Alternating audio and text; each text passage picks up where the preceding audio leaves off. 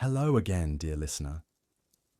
You've arrived at the perfect time for a story from the past, told gently and slowly as night wraps itself around us. Whether you're easing into sleep or simply seeking a soft pause from the day, I'm grateful to be part of your routine. Let me know where you're listening from. Are you watching the sun rise, or is the moon hanging outside your window as it is mine? If these calm historical narratives bring you peace, I invite you to subscribe and come along for many more. But first, let me give you an example of just how brutal these men could be. So you understand, we're not talking about ordinary medieval violence here. When Eric Bloodaxe earned his nickname, it wasn't through some heroic battle or noble conquest. No, he literally murdered every single one of his brothers to secure his throne, methodically hunting them down one by one like animals. And that was considered normal behavior for him. After 3 decades of researching Viking history and studying primary sources from across Scandinavia, I can tell you that these stories will fundamentally change how you think about medieval warfare and the lengths men would go to for power. The thing is, when most people think of terrible rulers throughout history, they picture Roman emperors or medieval tyrants from Central Europe.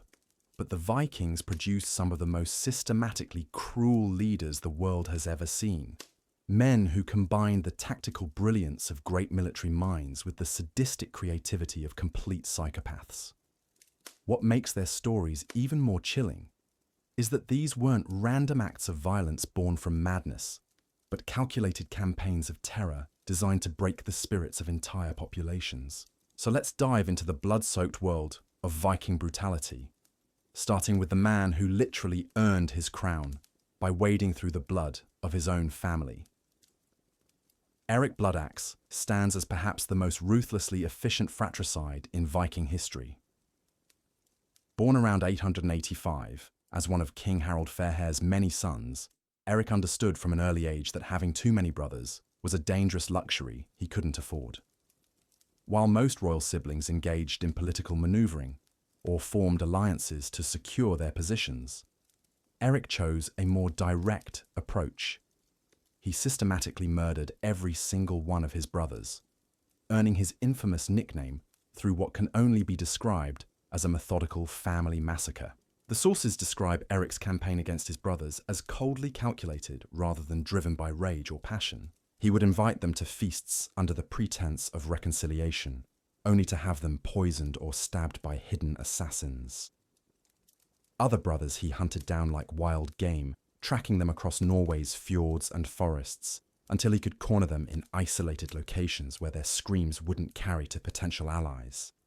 The most disturbing aspect wasn't just the killing itself, but the patience Eric displayed, sometimes waiting years for the perfect opportunity to eliminate a particular brother. What made Eric's fratricide even more terrifying was his ability to maintain political relationships throughout the carnage. While he was butchering his siblings, he continued to function as a respected leader, making alliances, commanding raids, and presenting himself as a legitimate heir to his father's throne. Contemporary accounts describe him as charming and intelligent in his public dealings, capable of discussing poetry and politics with equal skill, all while privately orchestrating the deaths of his own blood relatives. His wife, Gunhild, became his perfect partner in these schemes. Known as Gunhild, Mother of Kings, she possessed a reputation for sorcery and political manipulation that complemented Eric's more direct methods perfectly. Together, they created what medieval sources describe as a reign of terror that extended far beyond their family disputes. Gunhild would identify threats through her network of spies and informants, while Eric would eliminate them with brutal efficiency. The psychological impact of Eric's actions extended throughout Norwegian society. Noble families began to fear their own relatives, never knowing if a brother or cousin might be plotting their demise. The very concept of family loyalty, so crucial to Viking culture, became poisoned by Eric's example. Parents started viewing multiple sons not as blessings, but as potential sources of future bloodshed, fundamentally altering how Viking families approached succession and inheritance. But Eric's appetite for violence wasn't satisfied by domestic slaughter alone. Once he had secured his position in Norway, he turned his attention to expanding his reign of terror across the North Sea. His raids on England and Scotland became legendary for their systematic cruelty. Unlike other Viking leaders who raided for wealth or territory, Eric seemed to raid for the pure pleasure of causing suffering. Contemporary English chronicles describe Eric's forces as behaving differently from typical Viking raiders. Where most Vikings would demand ransom for captured nobles or negotiate tribute arrangements with local rulers, Eric's men were instructed to maximize psychological damage. They would capture entire families and force parents to watch their children being tortured before killing them all. They burned monasteries not just to eliminate resistance, but to specifically target the religious and cultural foundations of their enemies' societies. The Anglo-Saxon Chronicle records that Eric's presence in English waters could be detected not by seeing his ships, but by following the smoke from burning villages and the streams of refugees fleeing inland. His reputation became so terrifying that some English coastal settlements would evacuate entirely upon receiving reports that Eric's fleet had been spotted days away, preferring to abandon their homes rather than risk encountering his forces. What distinguished Eric from other brutal Viking leaders was his understanding of terror as a strategic weapon. He recognized that reputation could be more powerful than actual military force, and he cultivated his fearsome image with the same attention to detail that other leaders devoted to their battle tactics. Every act of cruelty was calculated to spread stories that would weaken his enemy's resolve before he even arrived to fight them. Moving from familial murder to religious persecution, we encounter Ivar the Boneless, a warlord whose very name became synonymous with the systematic destruction of Christian England. Part of the legendary Great Heathen Army that invaded England in 865, Ivar brought a level of calculated brutality to warfare that shocked even his Viking contemporaries. His nickname remains a subject of debate among historians, with some suggesting it referred to a physical condition, while others argue it described his serpentine cunning or his ability to slip through enemy defenses like a creature without bones. What isn't debatable is the trail of destruction Ivar left across England. Unlike raiders who struck quickly and retreated, Ivar understood the power of psychological warfare on an unprecedented scale. His forces didn't just conquer territories, they systematically dismantled the cultural and religious infrastructure that held Anglo-Saxon society together. Churches weren't simply looted but completely destroyed, their stones scattered and their foundations salted to prevent rebuilding. Priests and monks weren't just killed, but tortured in ways specifically designed to break the faith of surviving witnesses. The most notorious example of Ivar's calculated cruelty was his treatment of King Edmund of East Anglia. When Edmund refused to renounce Christianity and become Ivar's vassal, Ivar didn't simply execute him as most conquerors would. Instead, he subjected Edmund to the blood eagle, one of the most horrifying execution methods in Viking tradition. The victim's ribs would be cut away from the spine and pulled outward to resemble wings, while the lungs were pulled out and spread across the ribs. Edmund was kept alive throughout this process, forced to experience every moment of agony while Ivar's men chanted pagan prayers. But Ivar's genius for terror extended beyond individual executions. He understood that destroying symbols could be more effective than destroying armies. His forces specifically targeted religious artifacts, royal regalia, and cultural treasures, not for their material value, but for their psychological impact. When they captured York, Ivar ordered his men to use altar stones from the cathedral as foundations for latrines, forcing the surviving population to witness their most sacred objects being literally defiled every day. The systematic nature of Ivar's campaigns reveals a mind that understood warfare on multiple levels. While his brothers Halfdan and Ubba focused on traditional conquest and plunder, Ivar was conducting what we might recognize today as psychological warfare. He studied his enemies' beliefs and customs, not out of curiosity, but to identify the most effective ways to break their spirits. Every act of sacrilege was carefully chosen to maximize despair among the surviving population. Contemporary sources describe how Ivar's reputation preceded his armies like a plague. Towns would surrender without resistance upon hearing that the boneless was approaching, preferring slavery to the alternative of experiencing his creative brutality. This psychological dominance allowed Ivar to conquer vast territories with relatively small forces, as his reputation did much of the work that would otherwise require massive armies. His treatment of captured nobles became the stuff of nightmares throughout Anglo-Saxon England. Rather than demanding ransoms or negotiating political arrangements, Ivar would keep high-ranking prisoners alive for extended periods, subjecting them to public humiliations and tortures designed to break their followers' loyalty.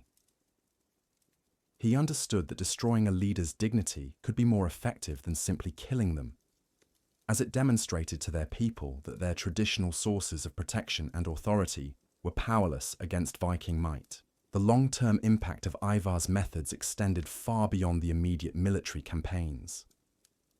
His systematic destruction of religious and cultural institutions created a trauma that persisted in English collective memory for generations. The very name Ivar became a byword for diabolic cruelty, used by parents to frighten disobedient children, and by priests to illustrate the reality of earthly evil. What made Ivar particularly terrifying was his apparent enjoyment of the psychological aspects of conquest. Unlike leaders who viewed brutality as a necessary evil or a means to an end, contemporary accounts suggest that Ivar took genuine pleasure in devising new ways to break his enemies' spirits. He would spend hours planning elaborate tortures and humiliations, approaching cruelty with the same creativity that other leaders brought to poetry or craftsmanship. But perhaps the most chilling aspect of Ivar's legacy was how his methods influenced other Viking leaders. His success in using terror as a strategic weapon inspired imitators throughout the Viking world, creating a generation of warlords who competed to devise ever more horrifying ways to intimidate their enemies. The techniques he pioneered in England would spread throughout Viking territories, fundamentally changing how Norse leaders approached conquest and occupation.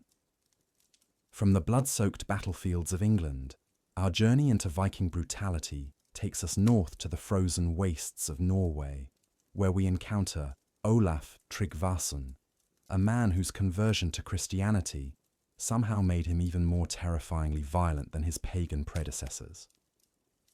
This wasn't the gentle conversion of a reformed sinner finding peace through faith. No, Olaf wielded Christianity like a blood-stained battle axe, using his newfound religion as justification for levels of cruelty that would have impressed even Eric Bloodaxe himself. What makes Olaf's story particularly disturbing is how he transformed religious conversion from a personal spiritual journey into a weapon of mass torture. When he decided that Norway should become Christian, he didn't send missionaries or build churches. Instead, he traveled from village to village with a simple ultimatum: convert immediately, or experience agonies that would make you beg for the mercy of a quick death. And Olaf was a man of his word when it came to delivering on threats. The sagas describe his conversion methods with a level of detail that suggests contemporary witnesses were both horrified and fascinated by his techniques. When he encountered resistance from traditional Norse believers, Olaf would select the most prominent pagan leaders and subject them to tortures specifically designed to break not just their bodies, but their spirits.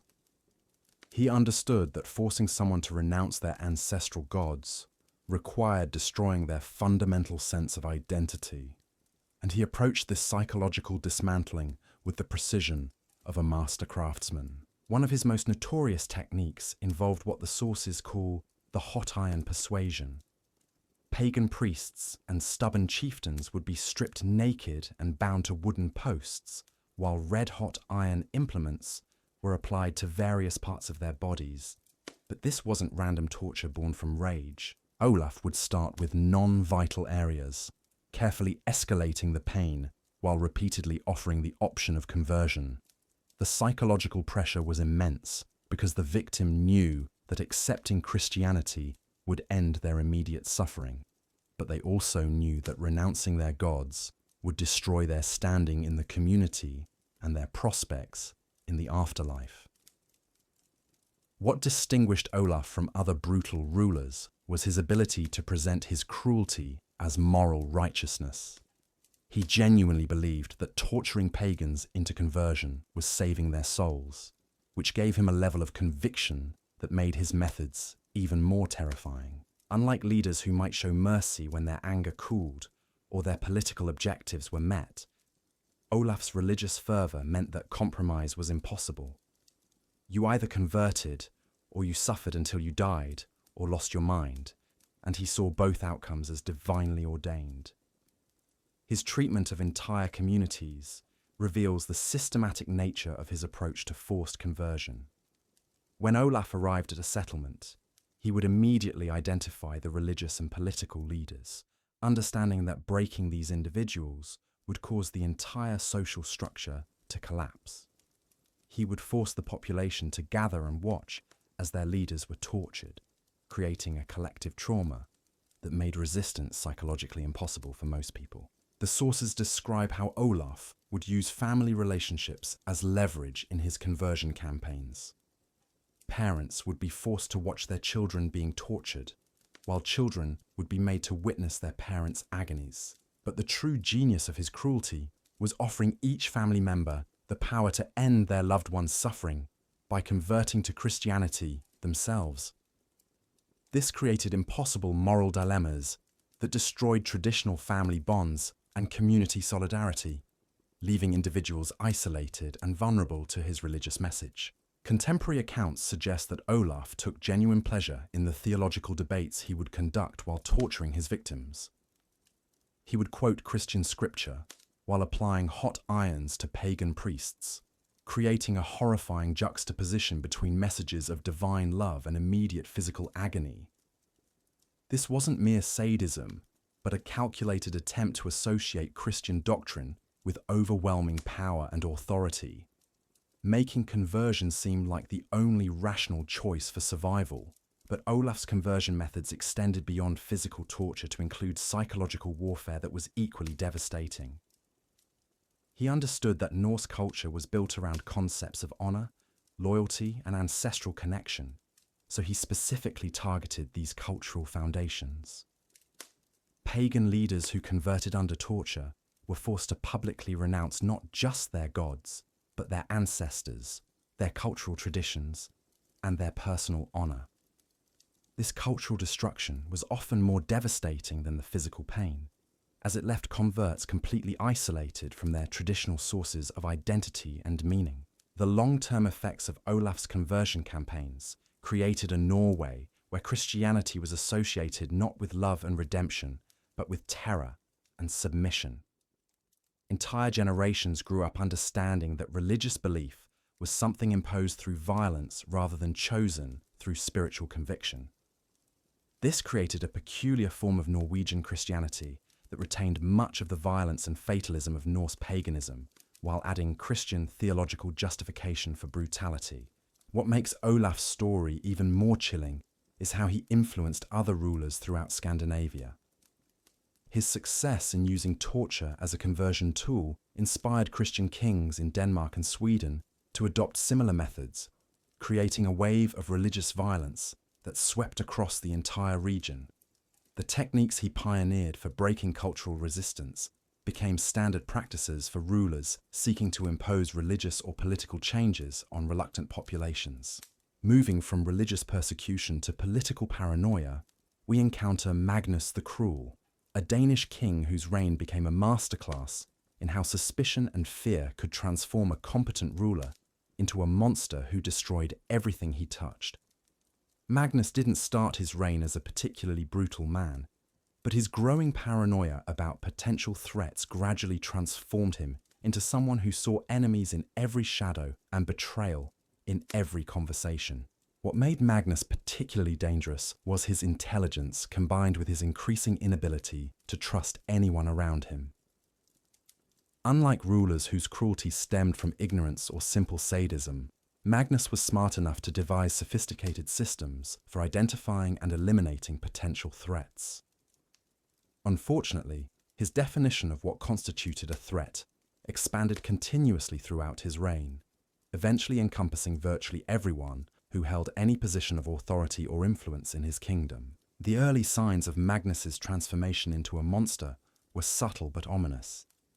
He began requiring increasingly elaborate loyalty oaths from his nobles, not just simple pledges of allegiance, but detailed promises that included clauses about reporting suspicious conversations and surrendering family members as hostages if necessary. What started as reasonable precautions against rebellion gradually evolved into a comprehensive surveillance system that turned every member of the Danish nobility into both a potential suspect and an unwilling informant. His treatment of suspected conspirators reveals the methodical nature of his paranoia. Rather than simply executing people he suspected of disloyalty, Magnus would orchestrate elaborate investigations designed to extract confessions and identify co-conspirators. These investigations invariably involved torture, but Magnus's tortures were specifically designed to produce detailed information rather than simply cause pain. He understood that breaking someone's will to resist required different techniques than breaking their body, and he became an expert at both. The psychological pressure Magnus created throughout his kingdom was perhaps more devastating than his physical cruelty. Nobles never knew when an innocent conversation might be misinterpreted as treasonous, when a business transaction might be seen as a conspiracy, or when a family gathering might be viewed as a plotting session. This constant anxiety created a society where everyone was afraid to speak freely, to form genuine relationships, or to take any actions that might be construed as suspicious by the increasingly paranoid king. What distinguished Magnus from other paranoid rulers was his ability to create self-fulfilling prophecies of betrayal. His excessive suspicion and brutal responses to perceived threats created genuine resentment among his nobles, which he then interpreted as evidence that his paranoia was justified. This created a vicious cycle where his cruelty generated actual conspiracies, which justified even more extreme measures, which generated more resentment and more real conspiracies. Contemporary sources describe how Magnus would test the loyalty of his supporters by spreading false information to see who would report it back to him and who might use it for their own purposes. These loyalty tests became increasingly elaborate and dangerous, often requiring nobles to betray friends or family members to prove their dedication to the crown. The psychological damage these tests inflicted on Danish society was immense, as they systematically destroyed the trust and personal relationships that held communities together. His execution methods became legendary for their creative cruelty, but what made them particularly horrifying was how Magnus would use them as public education tools. When he executed suspected traitors, he would force the entire court to attend and would provide detailed explanations of why each particular torture was being applied. These weren't just executions, but teaching moments designed to show everyone exactly what would happen to them if they were suspected of disloyalty. The final years of Magnus's reign saw him descending into a level of paranoia that bordered on complete madness. He began to suspect his own family members, his personal servants, even his food tasters and bodyguards. The palace became a place where everyone lived in constant terror, never knowing if their next interaction with the king might be their last. This atmosphere of fear eventually became so pervasive that it paralyzed the entire governmental system, as officials became too frightened to make any decisions that might somehow offend or threaten the increasingly unstable monarch. But the most chilling aspect of Magnus's reign was how his paranoia became infectious, spreading throughout Danish society like a plague. Nobles began to suspect each other, communities turned against their leaders, and families became fractured by mutual suspicion and betrayal. The social fabric that held Denmark together began to unravel as Magnus's psychological instability created a kingdom where trust became impossible and fear became the only reliable constant. The systematic destruction of trust that Magnus accomplished reveals something truly terrifying about human nature. How quickly civilization can collapse when fear becomes the primary governing principle. But even Magnus's paranoid reign pales in comparison to the calculated sadism of our next warlord, a man who turned the act of dying into an elaborate theatrical performance designed to break the minds of everyone forced to witness it. Sigurd Snake in the Eye earned his nickname not through any physical deformity, but because of his ability to strike with the sudden, venomous precision of a serpent. What made Sigurd particularly dangerous wasn't just his tactical brilliance or his skill in battle, but his understanding that true power came from controlling how people died rather than simply killing them efficiently. He transformed execution from a swift administrative necessity into a prolonged artistic endeavor that could last for days or even weeks. The sources describe Sigurd's approach to torture as almost scholarly in its thoroughness. He would study his victims carefully before beginning their torment, learning about their fears, their relationships, their deepest sources of shame and pride. This wasn't casual cruelty, but a systematic process of psychological archaeology, digging into a person's soul to find the most effective ways to destroy their spirit before finally allowing their body to follow. His most notorious innovation was what contemporary chroniclers called the living death. Victims would be kept in a state where they were technically alive, but experiencing such constant agony that they would beg for the mercy of actual death.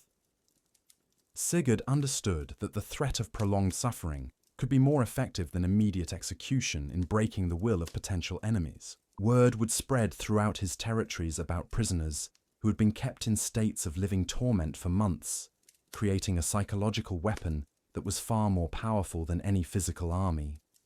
What distinguished Sigurd from other cruel rulers was his patience.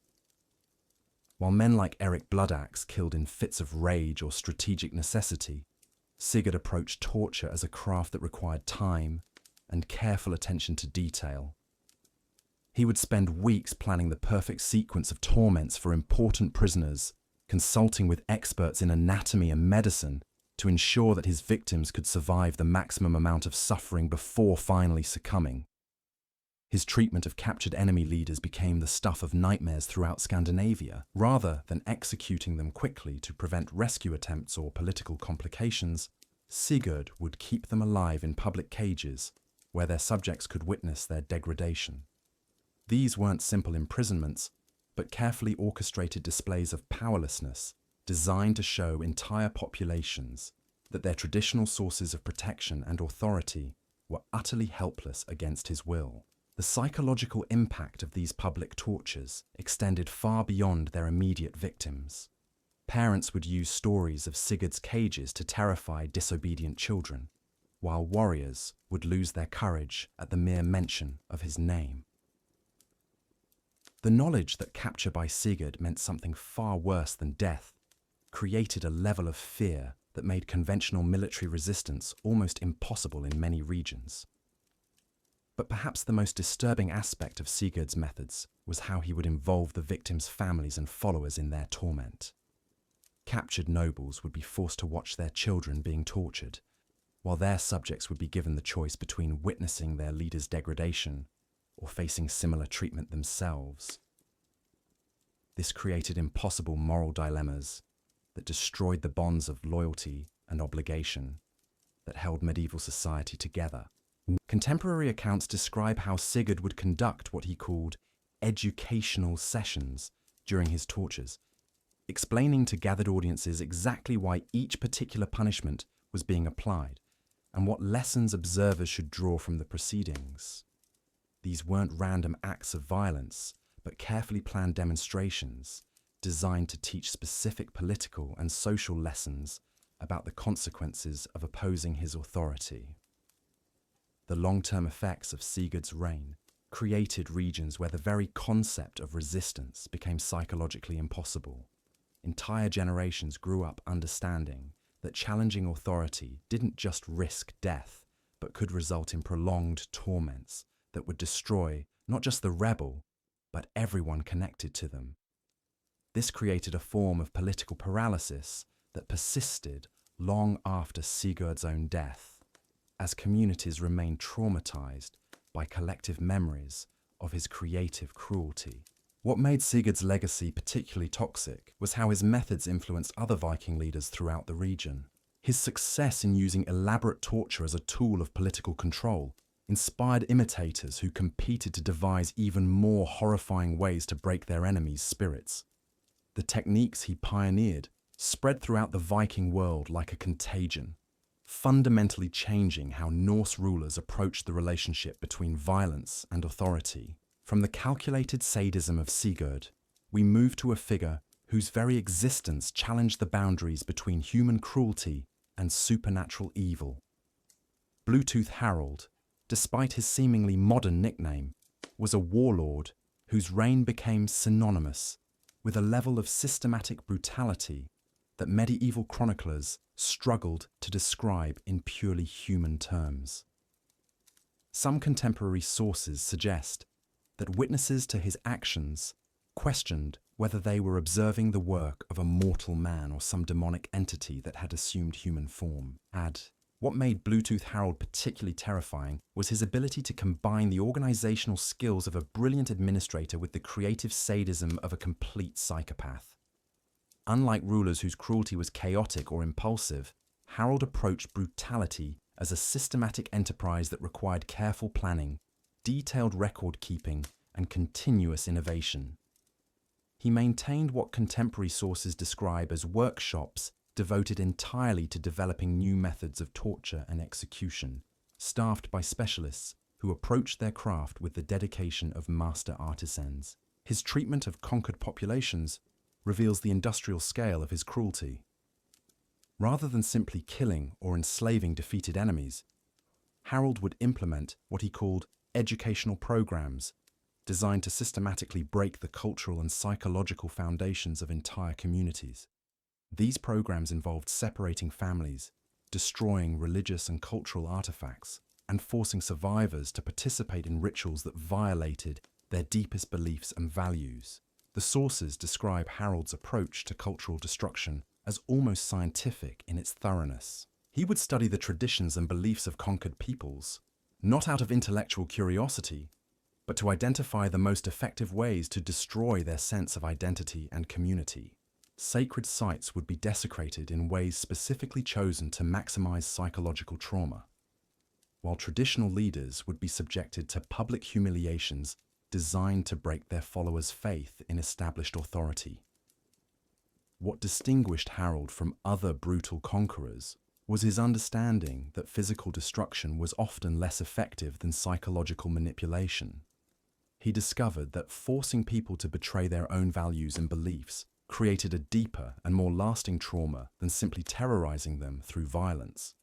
His territories became laboratories for testing different methods of breaking human spirits, with Harald carefully observing the results and refining his techniques based on their effectiveness. His system of informants and collaborators created a network of complicity that extended throughout his territories, forcing ordinary people to become participants in the oppression of their neighbors and communities.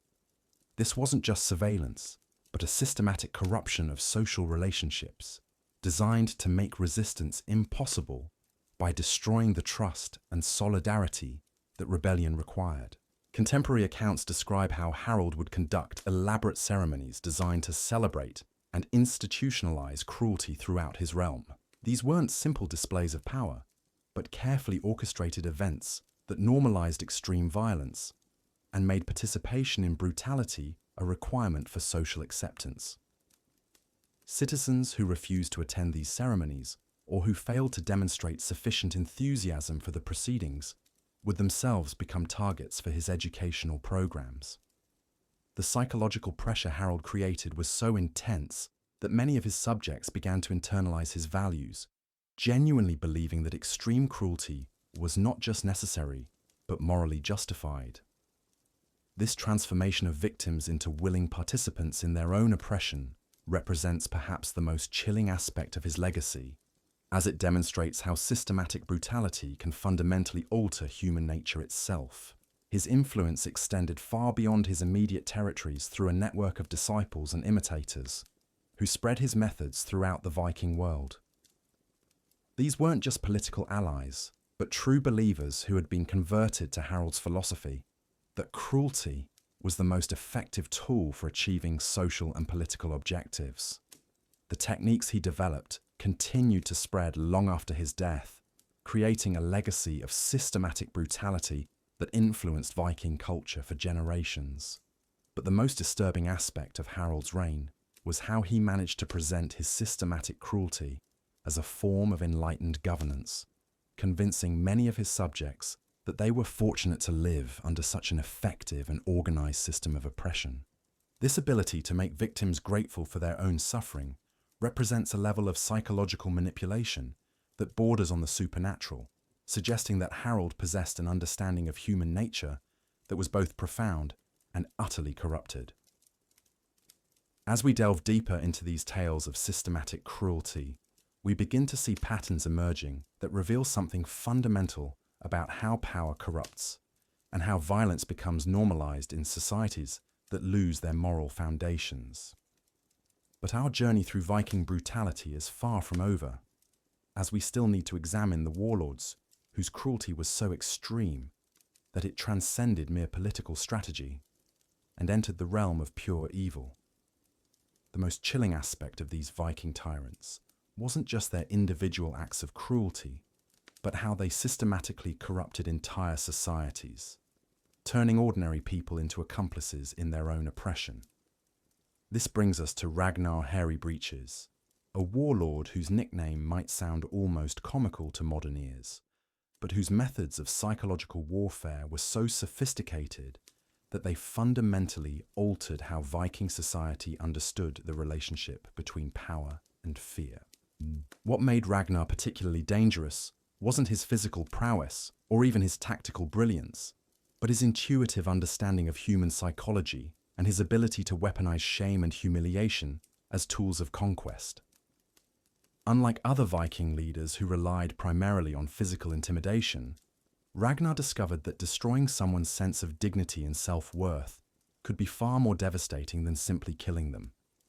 He pioneered techniques for breaking enemy morale that went far beyond conventional warfare, creating new categories of suffering that his victims couldn't even adequately describe to their contemporaries. Ragnar's approach to conquest involved what contemporary sources describe as the ritual of degradation. When his forces captured enemy settlements, he wouldn't immediately kill or enslave the population. Instead, he would implement elaborate ceremonies designed to systematically strip away everything that gave people their sense of identity and worth. Noble captives would be forced to perform the most menial and degrading tasks, while their former subjects watched, creating a psychological reversal that shattered traditional social hierarchies and left entire communities rudderless and demoralized. The sources describe how Ragnar would force captured kings and jarls to serve as entertainment for his warriors, making them perform humiliating dances, recite degrading poems about their own failures, or participate in mock ceremonies that parodied their former authority. These weren't random acts of cruelty, but carefully choreographed performances designed to demonstrate to everyone present that traditional sources of power and respect were meaningless when confronted with superior force. But Ragnar's genius for psychological warfare extended beyond individual humiliation to encompass entire communities. He understood that Viking society was built around concepts of honor, lineage, and reputation, so he specifically targeted these cultural foundations. Families would be forced to denounce their ancestors, warriors would be made to publicly confess cowardice, and religious leaders would be compelled to mock their own gods. These forced betrayals of fundamental values created a psychological trauma that persisted long after the immediate physical threat had passed.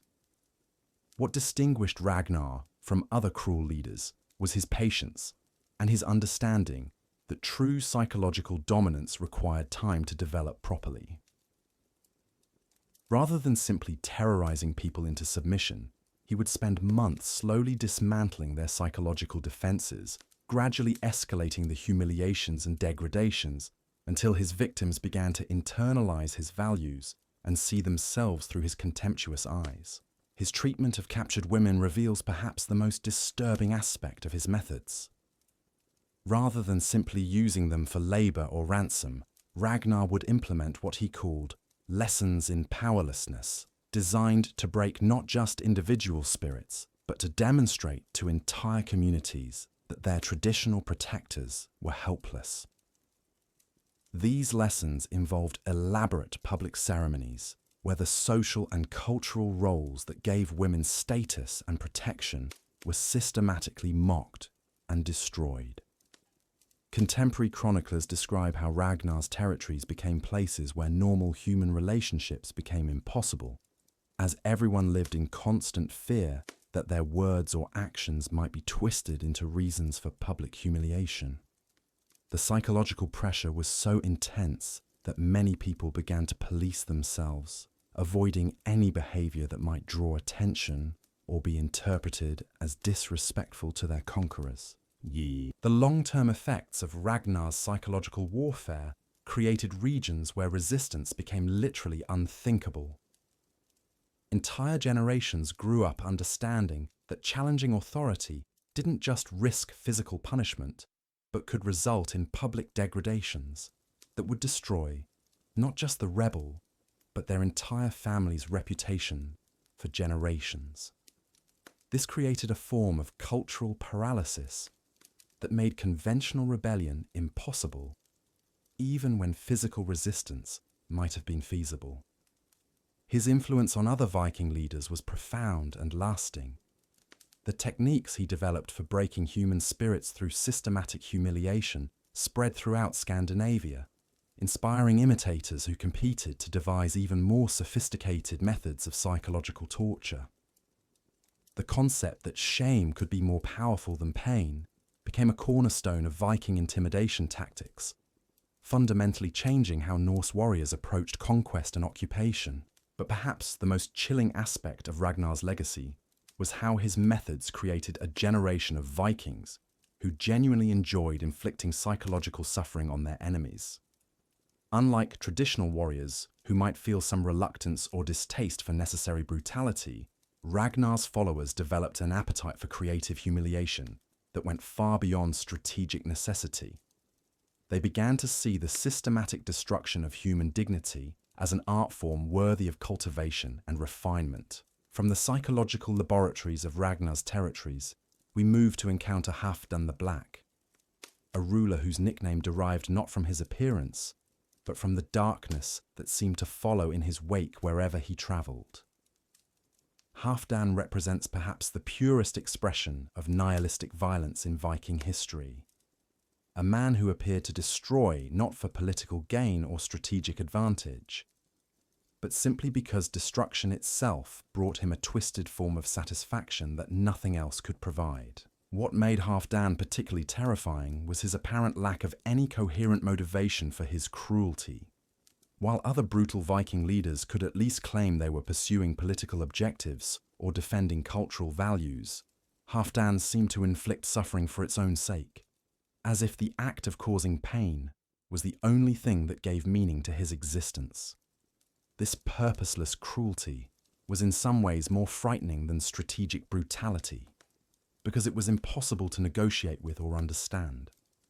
Contemporary sources describe Halfdan's raids as fundamentally different from typical Viking expeditions. Where most Norse warriors raided for wealth, slaves, or territory, Halfdan's forces seemed primarily interested in maximizing the amount of suffering they could inflict on their victims. They would pass by wealthy targets that could have provided substantial plunder in order to attack poorer settlements where they could spend more time tormenting the inhabitants. His treatment of prisoners reveals the depths of his psychological darkness. Rather than ransoming valuable captives or putting them to useful work, Halfdan would keep them alive solely to serve as subjects for his experiments in creative torture. He maintained what contemporary chroniclers describe as collections of prisoners who served no practical purpose except to satisfy his appetite for inflicting pain on helpless victims. The sources describe how Halfdan would conduct what he called investigations into the nature of suffering, subjecting prisoners to increasingly elaborate tortures while carefully observing their responses. These weren't interrogations designed to extract information or confessions, but purely experimental procedures aimed at discovering new ways to break human spirits and prolong agony. The methodical nature of these experiments suggests a mind that approached cruelty with the same systematic curiosity that other people might bring to studying natural phenomena. What distinguished Halfdan from other psychopathic leaders was his ability to inspire similar darkness in his followers. Unlike rulers whose brutality remained largely personal, Halfdan managed to corrupt entire armies, turning ordinary Viking warriors into enthusiastic participants in his purposeless campaigns of suffering. His men began to compete with each other to devise new tortures and humiliations, creating a culture of cruelty that fed on itself and grew more extreme with each iteration. His approach to conquest involved what can only be described as the systematic cultivation of despair. Rather than simply defeating enemy forces and occupying their territories, Halfdan would implement long-term campaigns designed to slowly drain all hope and meaning from the lives of conquered populations.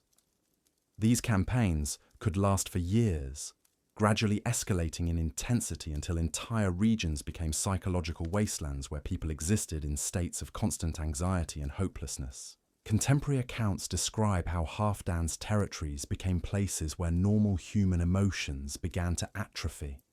The constant exposure to random violence and purposeless cruelty created populations that were psychologically numb, incapable of forming genuine relationships or experiencing joy even when circumstances might otherwise have permitted it.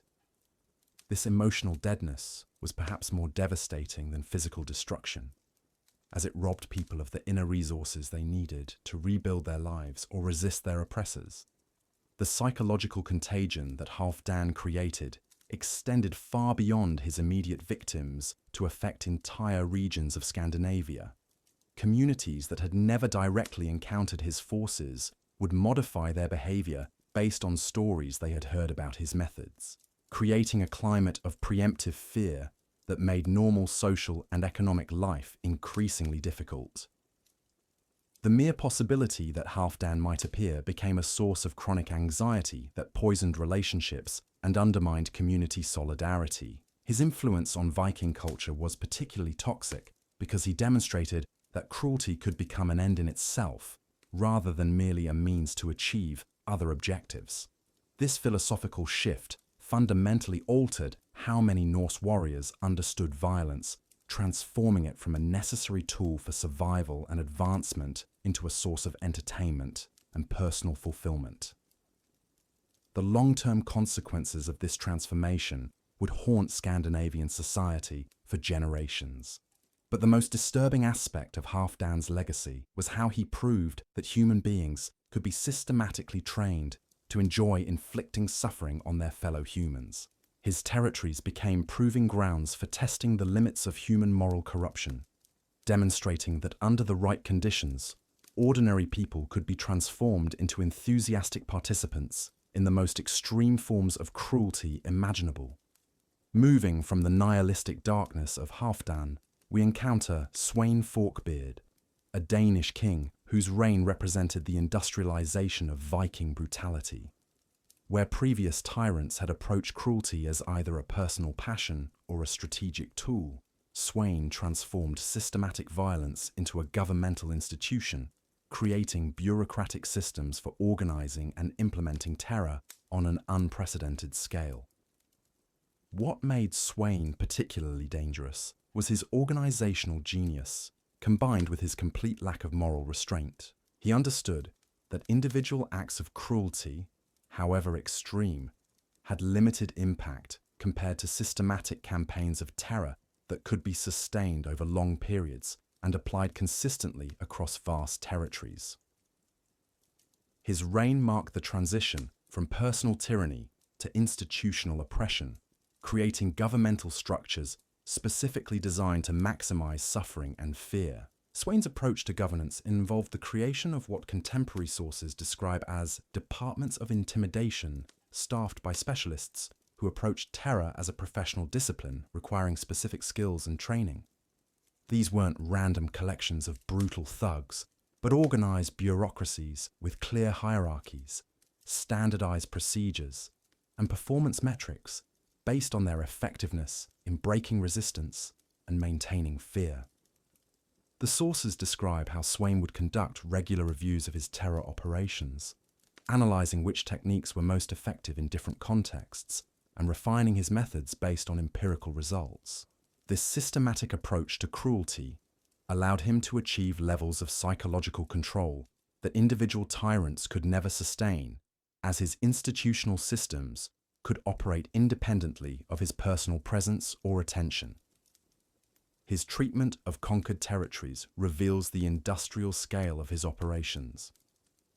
Rather than simply appointing governors or extracting tribute, Sweyn would implement comprehensive systems for monitoring and controlling every aspect of daily life in occupied regions. These systems involved networks of informants, regular public demonstrations of power, and carefully calibrated punishments designed to maintain optimal levels of fear without completely destroying the economic productivity of subject populations. What distinguished Sweyn from other organized tyrants was his understanding that sustainable oppression required popular participation. He created incentive systems that rewarded citizens for reporting suspicious behavior, participating in public punishments, and demonstrating enthusiasm for his regime's values. These systems gradually corrupted entire societies, turning neighbors into informants and friends into potential enemies. Contemporary chroniclers describe how Sweyn's territories became places where collaboration with oppression became the price of survival, creating moral compromises that destroyed the psychological foundations of community life. People were forced to choose between protecting their families and maintaining their integrity, with most choosing survival over principle, and then living with the psychological consequences of their moral capitulation.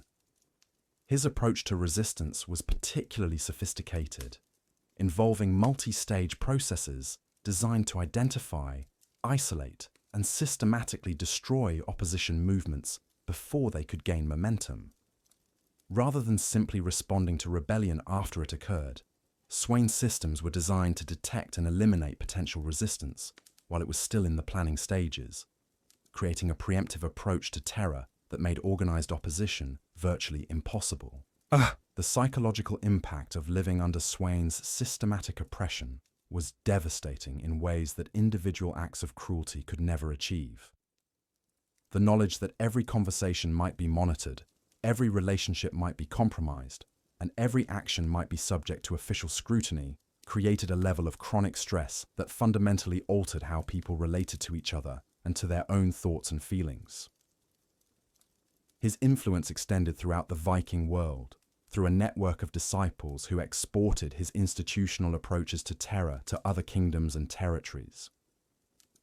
These weren't just political allies, but true converts to his philosophy that systematic oppression was the most effective form of governance, creating a generation of rulers who competed to refine and improve upon his methods. But perhaps the most chilling aspect of Sweyn's legacy was how he demonstrated that systematic cruelty could become self-sustaining, creating governmental and social structures that continued to operate effectively long after their original architect had passed from the scene. His institutional approach to terror proved that oppression could be transformed from a personal characteristic of individual tyrants into a permanent feature of political systems, making resistance not just dangerous, but seemingly futile.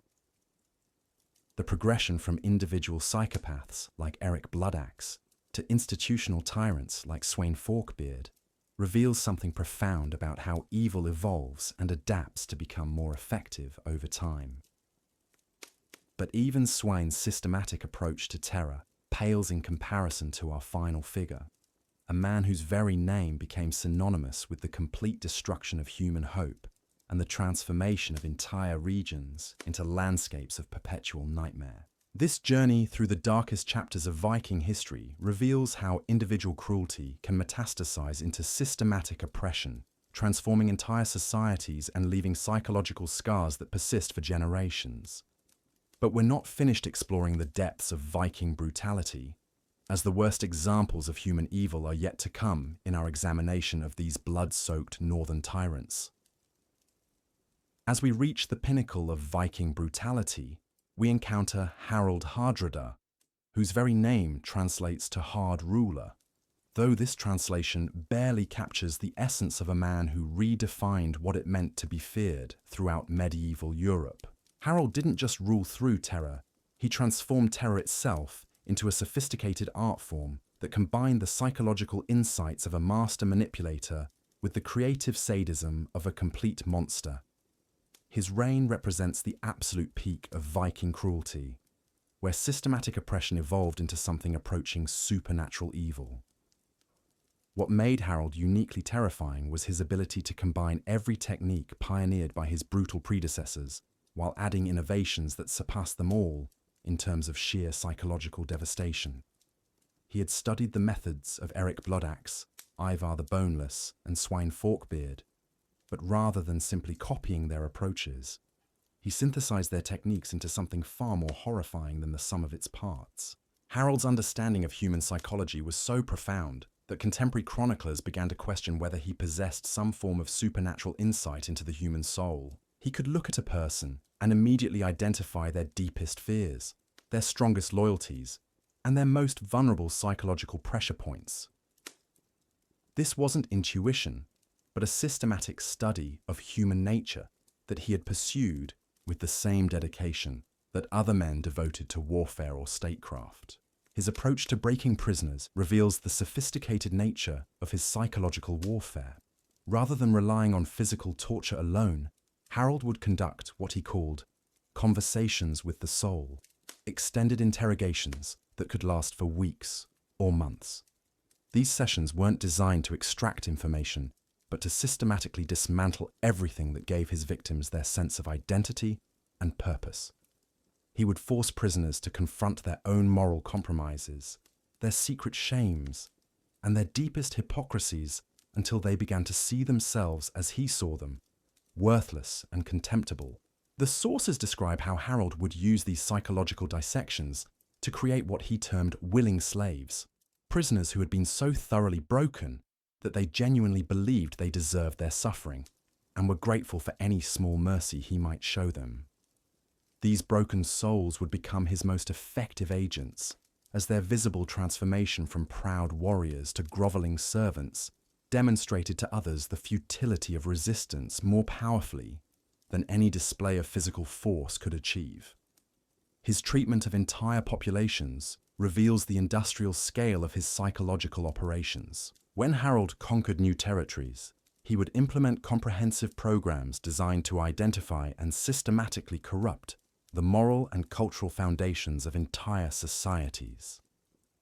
These programs involved forcing communities to participate in rituals that violated their deepest values, creating collective guilt and shame that made resistance psychologically impossible. Contemporary accounts describe how Harald would organize elaborate festivals of degradation, where entire populations would be forced to participate in ceremonies designed to mock and destroy their own cultural traditions. Parents would be compelled to denounce their children.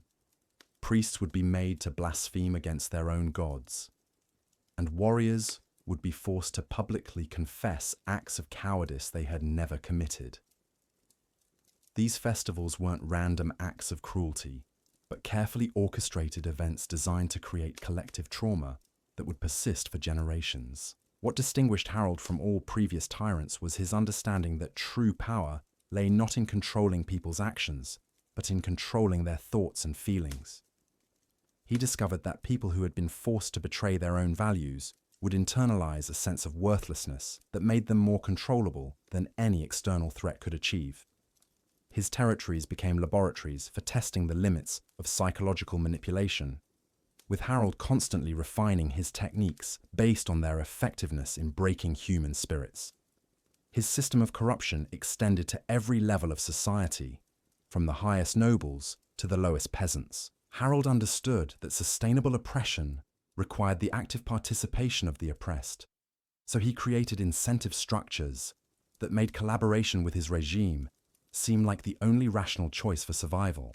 People weren't just afraid of Harold, they became invested in his success because opposing him would require confronting their own complicity in his crimes. The psychological contagion that Harold created was so powerful that it began to affect his own followers, transforming ordinary Viking warriors into enthusiastic participants in systematic cruelty. His armies became composed not of reluctant soldiers following orders, but of true believers who had been converted to his philosophy, that causing suffering was not just necessary, but morally justified. These men would compete with each other to devise new tortures and humiliations, creating a culture of cruelty that fed on itself and grew more extreme with each iteration. His approach to resistance was perhaps the most sophisticated ever developed by any medieval ruler. Rather than simply punishing rebels after they acted, Harold created systems for identifying and corrupting potential opponents before they could organize effective resistance. He understood that most rebellions were motivated by moral outrage, so he focused on destroying the moral foundations that made resistance psychologically possible. Contemporary chroniclers describe how Harold would target the families and communities of potential rebels, not with physical violence, but with systematic campaigns designed to compromise their moral authority and social standing. A potential rebel leader might find that his children were being rewarded for denouncing their parents, his wife was being honored for reporting his private conversations, and his closest friends were being promoted for demonstrating their loyalty to the regime. These campaigns created psychological isolation that made resistance seem not just dangerous, but pointless. The long-term effects of Harold's reign created regions where normal human relationships became impossible. Trust, loyalty, love, and friendship all became potential sources of vulnerability that could be exploited by his agents. People learned to guard their thoughts and feelings, even from their closest family members, creating a psychological landscape where genuine human connection was too dangerous to risk. His influence on the broader Viking world was profound and lasting. The techniques he developed spread throughout Scandinavia and beyond, inspiring imitators who exported his methods to other kingdoms and cultures. Harold had proven that systematic psychological warfare could be more effective than traditional military conquest, fundamentally changing how rulers throughout medieval Europe understood the relationship between power and fear.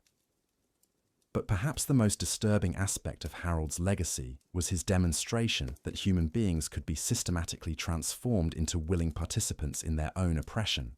His territories became proving grounds for testing the limits of moral corruption, showing that under the right conditions, ordinary people could be made to embrace values that were completely antithetical to their original beliefs and principles. The progression from Harold's individual tyranny to systematic institutional oppression represents one of the darkest chapters in human history, revealing how evil can evolve and adapt to become more effective over time. His methods created psychological scars that persisted long after his death, influencing how entire cultures understood concepts like loyalty, authority, and moral responsibility. Contemporary sources suggest that Harold's reign marked a turning point in Viking culture, transforming a society that had traditionally valued courage, honor, and individual achievement into one that prioritized survival, compliance, and collective submission. The warriors who had once prided themselves on their independence and fierce loyalty to their chosen leaders became servants of a system that demanded complete psychological surrender in exchange for basic survival. The techniques Harold pioneered for breaking human spirits became so effective that they continued to be used long after their original purpose had been achieved. Communities that had been subjected to his psychological warfare remained traumatized and compliant for generations, passing down patterns of submission and self-censorship to their children and grandchildren. The cultural damage he inflicted proved to be far more lasting than any physical destruction could have been. His approach to governance created what contemporary observers described as kingdoms of the walking dead, territories populated by people who were technically alive, but had been so thoroughly broken that they existed in states of emotional numbness and psychological paralysis. These populations became incapable of genuine resistance, creative thinking, or independent action, creating societies that were stable but completely stagnant. The psychological techniques Harold developed were so sophisticated that they influenced military and political thinking throughout medieval Europe and beyond. Rulers who had never directly encountered his methods began to adopt similar approaches to controlling their subjects, creating a contagion of systematic oppression that spread far beyond the original Viking territories. His legacy reveals something fundamental about human nature that most people prefer not to acknowledge: that under the right conditions, ordinary individuals can be transformed into enthusiastic participants in the most extreme forms of cruelty and oppression. Harold's reign proved that evil is not just a characteristic of individual psychopaths, but a systematic force that can be cultivated, refined, and institutionalized to achieve levels of control that physical force alone could never accomplish. But Harold Hardrada was not the final word in Viking brutality. As his methods spread and evolved, they gave rise to even more sophisticated forms of systematic cruelty that would influence human civilization for centuries to come. The techniques he pioneered for breaking human spirits and corrupting moral foundations became tools that would be used by tyrants and oppressors throughout history, creating a legacy of suffering that extends far beyond the Viking Age. Moving beyond individual tyrants to examine the systematic nature of Viking brutality, we begin to understand how these methods of terror became embedded in the very fabric of Norse society. The transition from personal cruelty to institutional oppression represents one of the most significant developments in the history of systematic evil, showing how individual psychopaths can create systems that perpetuate their cruelty long after they themselves have passed from the scene. The evolution of Viking brutality from the personal sadism of Eric Bloodaxe to the institutional terror of Harold Hardrada reveals a progression that mirrors the development of evil throughout human history. Each generation of tyrants built upon the techniques of their predecessors, refining and systematizing methods of control until they created forms of oppression that were far more effective and lasting than anything achieved through individual cruelty alone. This systematic approach to terror created changes in Viking society that persisted long after the original tyrants had died. Communities that had been subjected to these psychological warfare techniques remained damaged for generations, unable to rebuild the social trust and moral foundations that had been systematically destroyed. The cultural trauma inflicted by these rulers became embedded in the collective memory of their societies, influencing how people understood concepts like authority, resistance, and moral responsibility. The techniques pioneered by these Viking tyrants didn't remain confined to Scandinavia, but spread throughout medieval Europe and beyond, influencing how rulers throughout the known world understood the relationship between power and fear. The systematic approaches to psychological manipulation that had been developed in Viking territories became tools that would be used by oppressors and tyrants for centuries to come, creating a legacy of institutionalized cruelty that extends far beyond the original context of their creation. As we examine these patterns of systematic brutality, we begin to see how individual evil can metastasize into institutional oppression, creating systems of control that become self-perpetuating and increasingly sophisticated over time. The Viking tyrants we've examined represent not just individual monsters, but pioneers in the systematic study and application of psychological warfare, men who transformed cruelty from a personal characteristic into a governmental institution, The psychological techniques these rulers developed for breaking human spirits and corrupting moral foundations became so effective that they continued to influence human civilization long after the Viking Age had ended. Their methods provided blueprints for systematic oppression that would be adopted and refined by tyrants throughout history, creating a dark legacy that continues to influence how power is exercised and maintained in societies around the world. But the story of Viking brutality extends beyond even these systematic approaches to terror, encompassing forms of cruelty and oppression that challenge our understanding of what human beings are capable of inflicting upon one another. The darkest chapters of this history reveal not just individual monsters or institutional systems, but something approaching pure evil in its most concentrated and refined form. The psychological landscapes created by these Viking tyrants represent some of the most thorough destructions of human dignity and moral agency ever recorded in historical sources.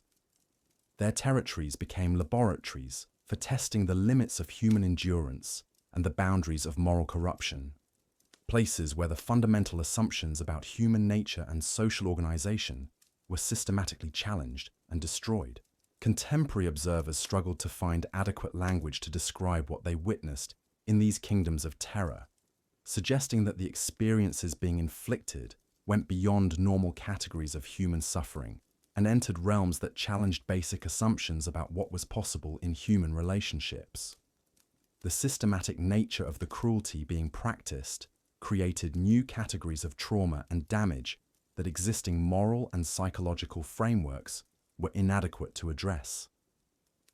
The legacy of these Viking tyrants extends far beyond their immediate historical context, providing insights into the fundamental nature of human evil and the conditions under which ordinary people can be transformed into willing participants in systematic oppression.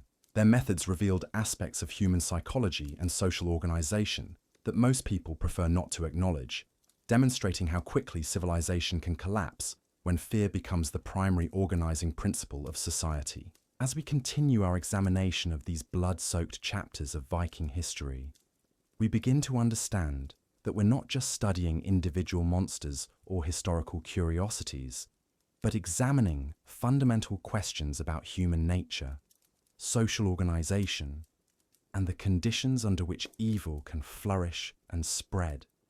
The techniques these rulers developed for breaking human spirits and corrupting moral foundations represent some of the most sophisticated approaches to systematic oppression ever devised, creating legacies that continue to influence human civilization to this day.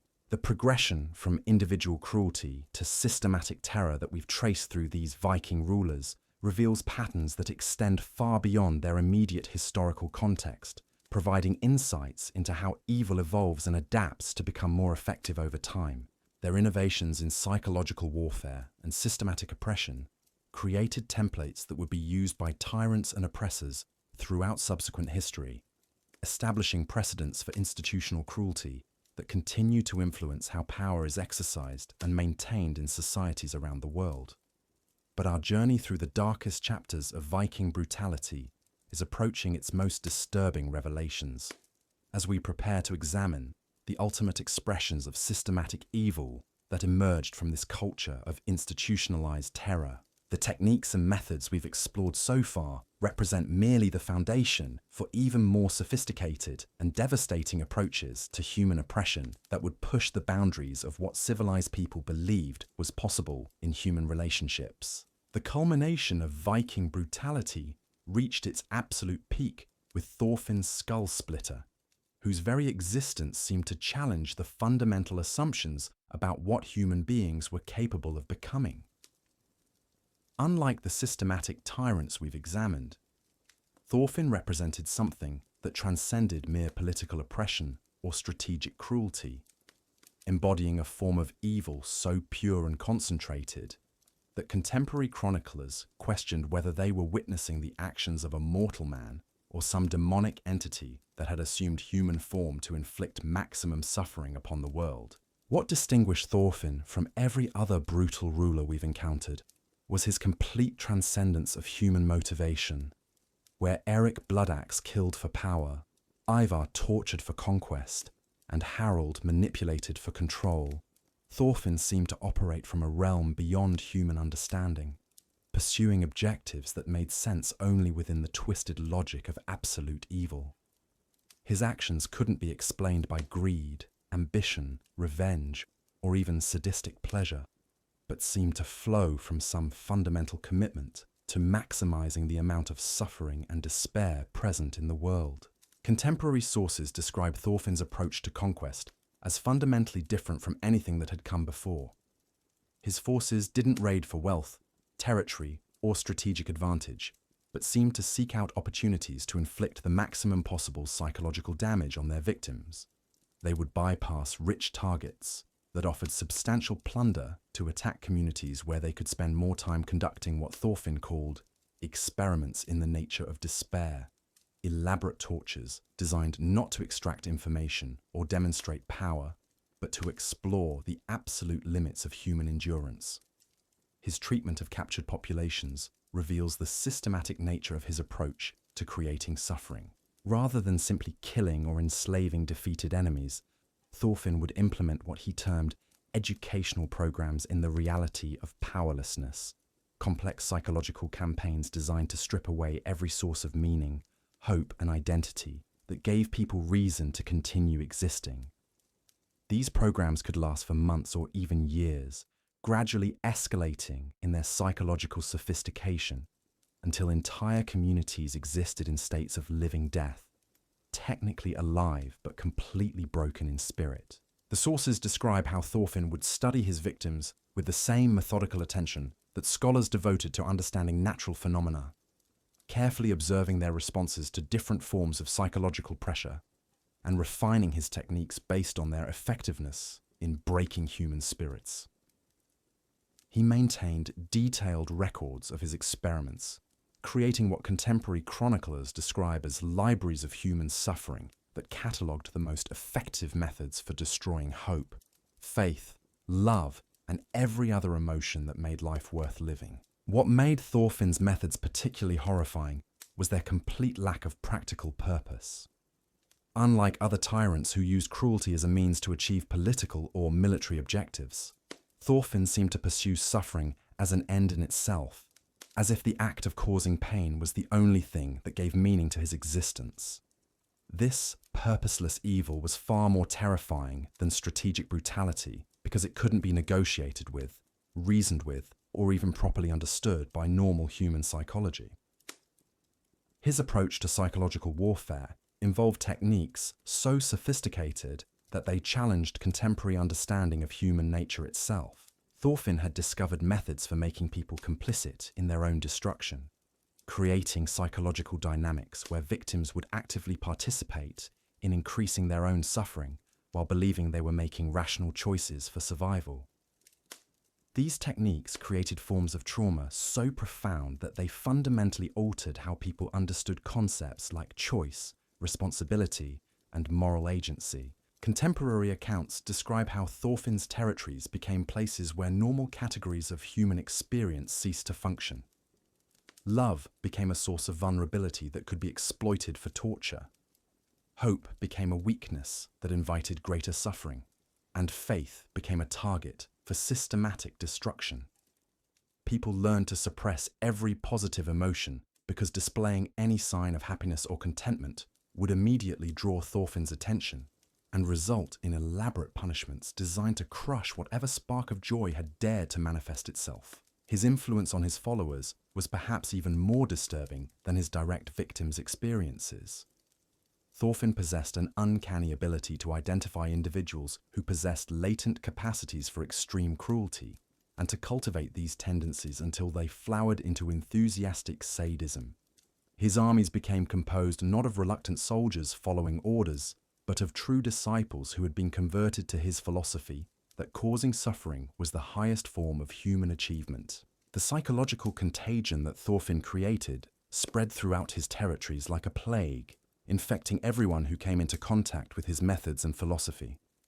Ordinary people began to compete with each other to demonstrate their loyalty to his regime by devising new forms of cruelty to inflict on their neighbors and family members.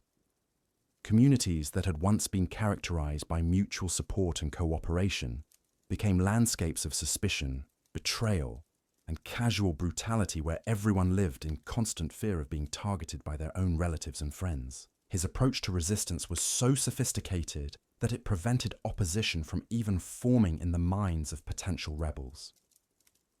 Rather than waiting for resistance to manifest and then crushing it, Thorfinn created psychological conditions that made the very concept of resistance literally unthinkable. He understood that rebellion required hope, and he systematically eliminated every possible source of hope from his territories until people became incapable of imagining that their circumstances could ever improve. The techniques Thorfinn developed for destroying hope were so effective that they created what contemporary observers described as kingdoms of the living dead, territories populated by people who continued to breathe and move, but had been so thoroughly broken that they existed in states of complete emotional numbness. These populations became incapable of joy, love, creativity, or any other positive emotion, creating societies that were stable but utterly devoid of anything that made human existence worthwhile. His methods for corrupting moral foundations were equally devastating. Thorfinn discovered that people could be made to betray their deepest values through carefully constructed moral dilemmas that made betrayal seem like the only rational choice for survival.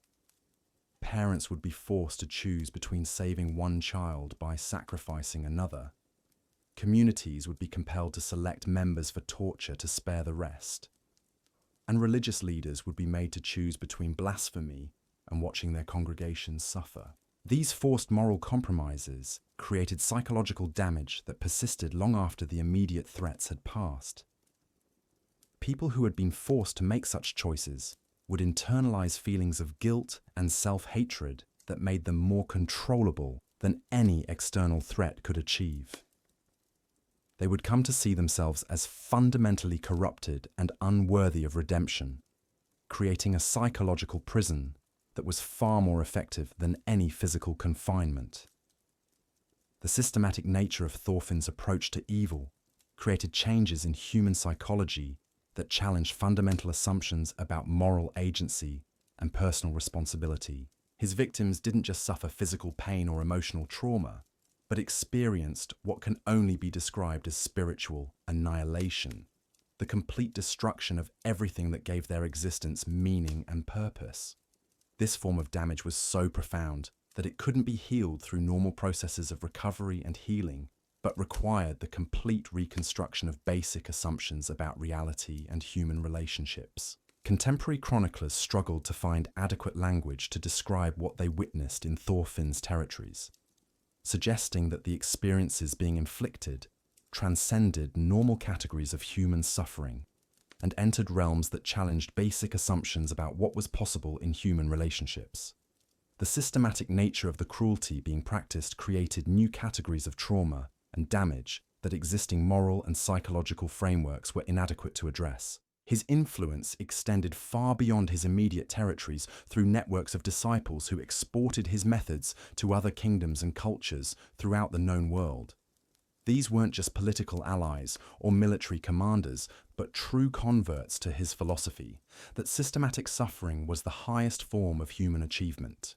They established schools and institutions devoted to refining and perfecting his techniques, creating legacies of institutionalized cruelty that would influence human civilization for centuries to come. The psychological techniques Thorfinn developed were so sophisticated that they continued to evolve and spread long after his death, adapted and refined by subsequent generations of tyrants and oppressors who built upon his innovations to create even more effective methods of systematic control. His discoveries about human psychology and the conditions under which people could be made to betray their deepest values became foundational knowledge for anyone seeking to establish and maintain absolute power over human populations. But perhaps the most disturbing aspect of Thorfinn's legacy was his demonstration that evil could become self-perpetuating, creating systems and institutions that continued to generate suffering long after their original architect had passed from the scene.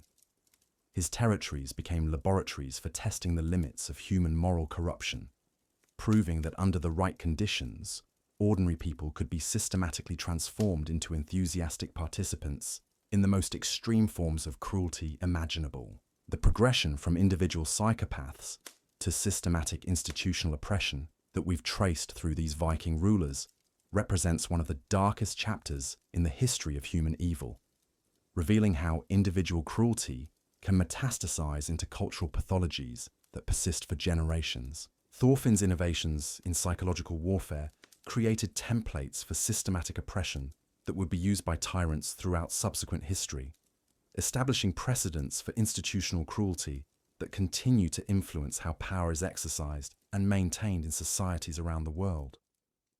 Moving beyond individual tyrants to examine the broader cultural impact of systematic brutality, we begin to understand how these methods of terror became embedded in the very fabric of Norse society. The transformation of Viking culture from a warrior society that valued courage and honor into a landscape of systematic oppression reveals something fundamental about how evil spreads and adapts to become more effective over time. The techniques pioneered by these brutal rulers didn't remain confined to their immediate territories, but spread throughout Scandinavia and beyond, creating a contagion of systematic cruelty that influenced military and political thinking throughout medieval Europe. Rulers, who had never directly encountered these methods, began to adopt similar approaches to controlling their subjects, recognizing the effectiveness of psychological warfare in maintaining power and preventing resistance. The cultural trauma inflicted by these systematic approaches to terror created changes in human psychology that persisted long after the original tyrants had died. Communities that had been subjected to these forms of psychological warfare remained damaged for generations, unable to rebuild the social trust and moral foundations that had been systematically destroyed. The collective memory of these experiences became embedded in cultural traditions and social institutions, influencing how people understood concepts like authority, loyalty, and moral responsibility. Contemporary sources describe how the spread of these techniques created what can only be termed an epidemic of systematic cruelty throughout the Viking world. Communities that had once been characterized by mutual support and cooperation became landscapes of suspicion and betrayal, where everyone lived in constant fear of being targeted by their own neighbors and family members. The psychological methods developed by individual tyrants became normalized aspects of social interaction, creating cultures where casual brutality was seen as natural and necessary for survival. The institutionalization of these approaches to psychological warfare created governmental and social structures that were specifically designed to maintain optimal levels of fear and despair throughout entire populations. These systems became so sophisticated that they could operate independently of individual leaders, creating forms of oppression that were far more stable and enduring than anything that depended on the personal characteristics of particular rulers. The long-term effects of this systematic approach to terror extended far beyond the immediate victims to influence the fundamental character of Viking civilization itself. The culture that had once produced explorers, artists, and innovators became focused primarily on the refinement and application of techniques for causing suffering. Creative energies that might otherwise have been devoted to building and creating were instead channeled into devising ever more sophisticated methods of psychological manipulation and control. The psychological landscape created by these systematic approaches to evil became so pervasive that it influenced how people throughout the Viking world understood basic concepts of human relationships and social organization. Trust, loyalty, love, and friendship all became potential sources of vulnerability that could be exploited by those in power, creating social environments where genuine human connection was too dangerous to risk. The spread of these techniques created what contemporary observers described as a fundamental transformation in the character of Norse civilization. changing it from a culture that celebrated individual achievement and heroic action into one that prioritized survival, compliance, and collective submission. The warriors who had once prided themselves on their independence and fierce loyalty to chosen leaders became servants of systems that demanded complete psychological surrender in exchange for basic survival. This cultural transformation had profound implications for how Viking society understood concepts like courage, honor, and moral responsibility. The traditional values that had defined Norse identity became liabilities in environments where displaying any sign of independence or moral conviction could result in systematic psychological torture. People learned to suppress their deepest beliefs and values, creating internal psychological landscapes that mirrored the external environments of systematic oppression they inhabited. The techniques developed by these brutal rulers for breaking human spirits and corrupting moral foundations became so refined that they influenced military and political thinking throughout the medieval world and beyond. Their innovations in psychological warfare provided blueprints for systematic oppression that would be adopted and adapted by tyrants and oppressors throughout subsequent history, creating legacies of institutionalized cruelty that continue to influence human civilization to this day. The evolution of Viking brutality from individual sadism to systematic institutional terror represents a case study in how evil adapts and evolves to become more effective over time. Each generation of tyrants built upon the innovations of their predecessors, creating increasingly sophisticated approaches to psychological manipulation and control that pushed the boundaries of what civilized people believed was possible in human relationships. But the story of these terrible Viking kings and warlords reveals something even more disturbing about human nature itself, demonstrating the conditions under which ordinary people can be systematically transformed into willing participants in the most extreme forms of cruelty and oppression. Their methods proved that evil is not just a characteristic of individual psychopaths, but a systematic force that can be cultivated, refined, and institutionalized to achieve levels of control that physical force alone could never accomplish. The psychological techniques these rulers developed were so sophisticated that they created new categories of human experience that existing moral and philosophical frameworks were inadequate to address. Their territories became testing grounds for exploring the absolute limits of human endurance and the boundaries of moral corruption, revealing aspects of human psychology that most people prefer not to acknowledge or understand. As we examine the broader implications of their legacy, we begin to see how the techniques they pioneered for systematic oppression continue to influence human civilization centuries after the Viking Age ended. Their innovations in psychological warfare provided foundational knowledge for anyone seeking to establish and maintain absolute power over human populations, creating templates for institutional cruelty that have been adapted and refined by subsequent generations of tyrants and oppressors. The cultural damage inflicted by these systematic approaches to terror created psychological scars that persisted for generations, influencing how entire societies understood concepts like authority, resistance, and moral agency.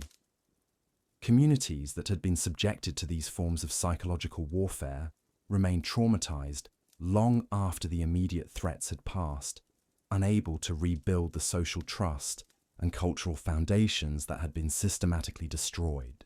But perhaps the most chilling aspect of their legacy is how it demonstrates the fragility of human civilization itself, showing how quickly societies can collapse when fear becomes the primary organizing principle of social life. The techniques these rulers developed for breaking human spirits and corrupting moral foundations revealed that the psychological foundations of civilized behavior are far more vulnerable than most people realize, capable of being systematically undermined and destroyed through sustained campaigns of psychological warfare. The progression from individual brutality to institutional terror that we've traced through these Viking rulers provides insights into fundamental questions about human nature, social organization, and the conditions under which evil can flourish and spread. Their methods created precedents for systematic oppression that continue to influence how power is exercised and maintained in societies around the world, establishing patterns of institutional cruelty that persist long after their original contexts have disappeared.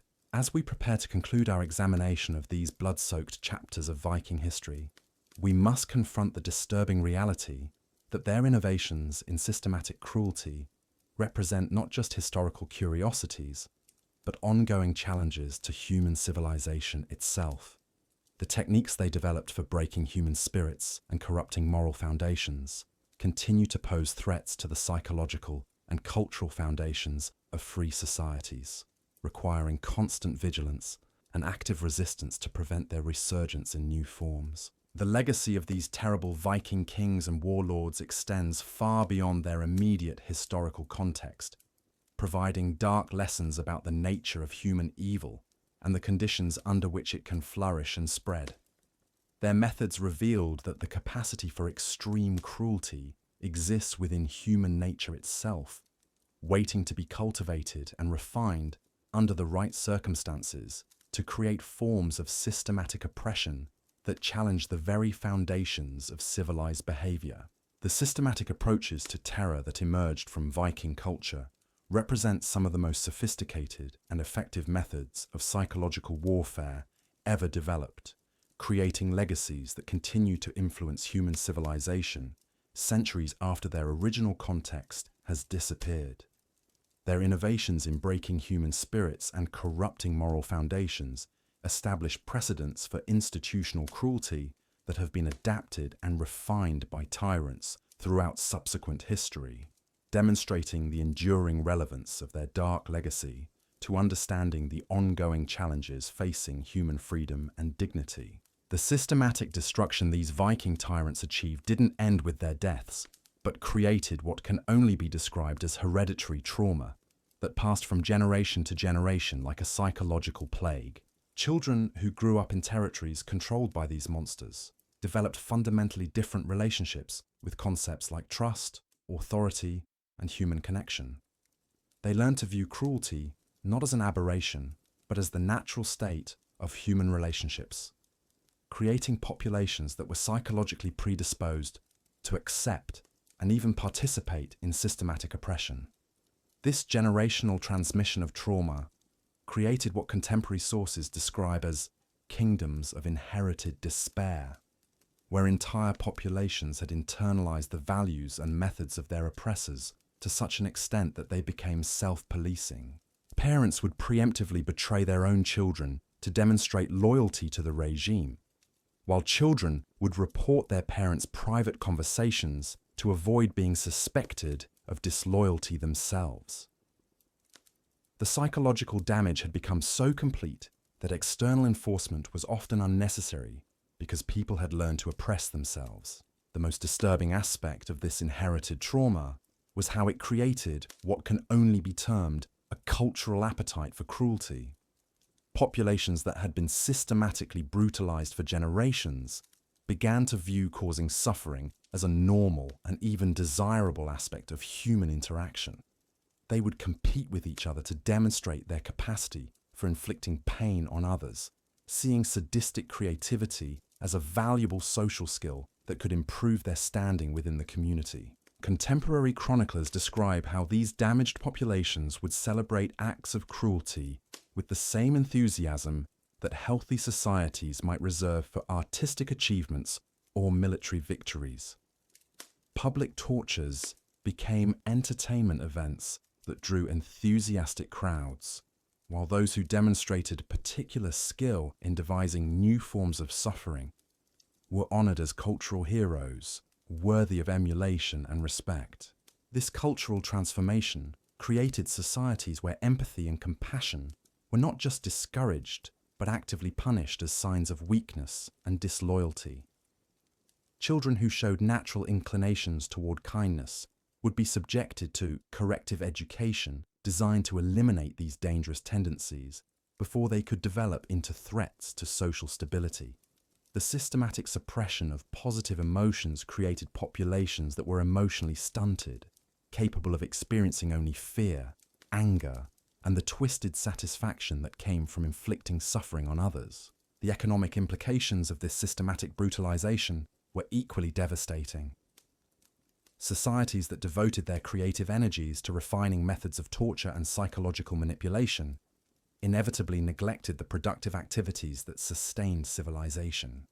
Trade relationships collapsed as communities became too damaged to engage in normal commercial interactions, while agricultural and craft production declined as people focused their attention on survival and the infliction of suffering rather than creation and improvement. But perhaps the most chilling aspect of this cultural decay was how it became self-perpetuating, creating feedback loops that made recovery increasingly impossible over time. Each generation was more damaged than the last, with fewer memories of what healthy human relationships might look like, and less capacity for the trust and cooperation that would be necessary to rebuild functional communities. The psychological foundations of civilization were being systematically eroded, creating societies that existed in states of perpetual decline with no apparent path toward recovery. The techniques these Viking tyrants developed for breaking human spirits proved to be remarkably adaptable, spreading beyond their original contexts to influence cultures throughout medieval Europe and beyond. Rulers in distant kingdoms began adopting similar methods after hearing reports of their effectiveness, creating a contagion of systematic cruelty that transcended cultural and geographical boundaries.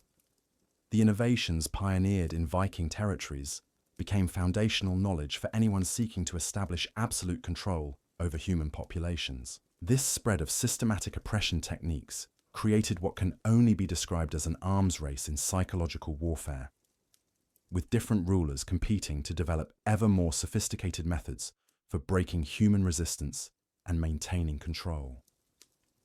The knowledge accumulated through centuries of experimentation in human suffering became a dark science that was studied, refined, and passed down through networks of tyrants and their disciples. The psychological insights gained through these systematic campaigns of terror revealed disturbing truths about human nature that challenged fundamental assumptions about moral agency and personal responsibility. The tyrants discovered that virtually anyone could be broken given sufficient time and the application of appropriate psychological pressure, and that people who had been systematically corrupted could become enthusiastic participants in the oppression of others. These discoveries about the malleability of human psychology had profound implications for understanding the nature of evil itself. The Viking tyrants proved that cruelty was not just an individual characteristic, but a systematic force that could be cultivated and spread throughout entire populations, creating cultures where causing suffering became normalized and even celebrated as a positive social value. The institutional systems these rulers created for maintaining psychological control became models that would be studied and adapted by oppressive regimes throughout subsequent history. Their innovations in surveillance, informant networks, and psychological manipulation provided blueprints for totalitarian control that would be refined and implemented by tyrants across different cultures and time periods. The long-term consequences of their systematic approach to human oppression extended far beyond their immediate victims to influence the fundamental trajectory of human civilization itself. The techniques they developed for breaking human spirits and corrupting moral foundations created precedents that would be invoked and adapted by subsequent generations of oppressors, establishing patterns of institutional cruelty that persist in various forms to this day.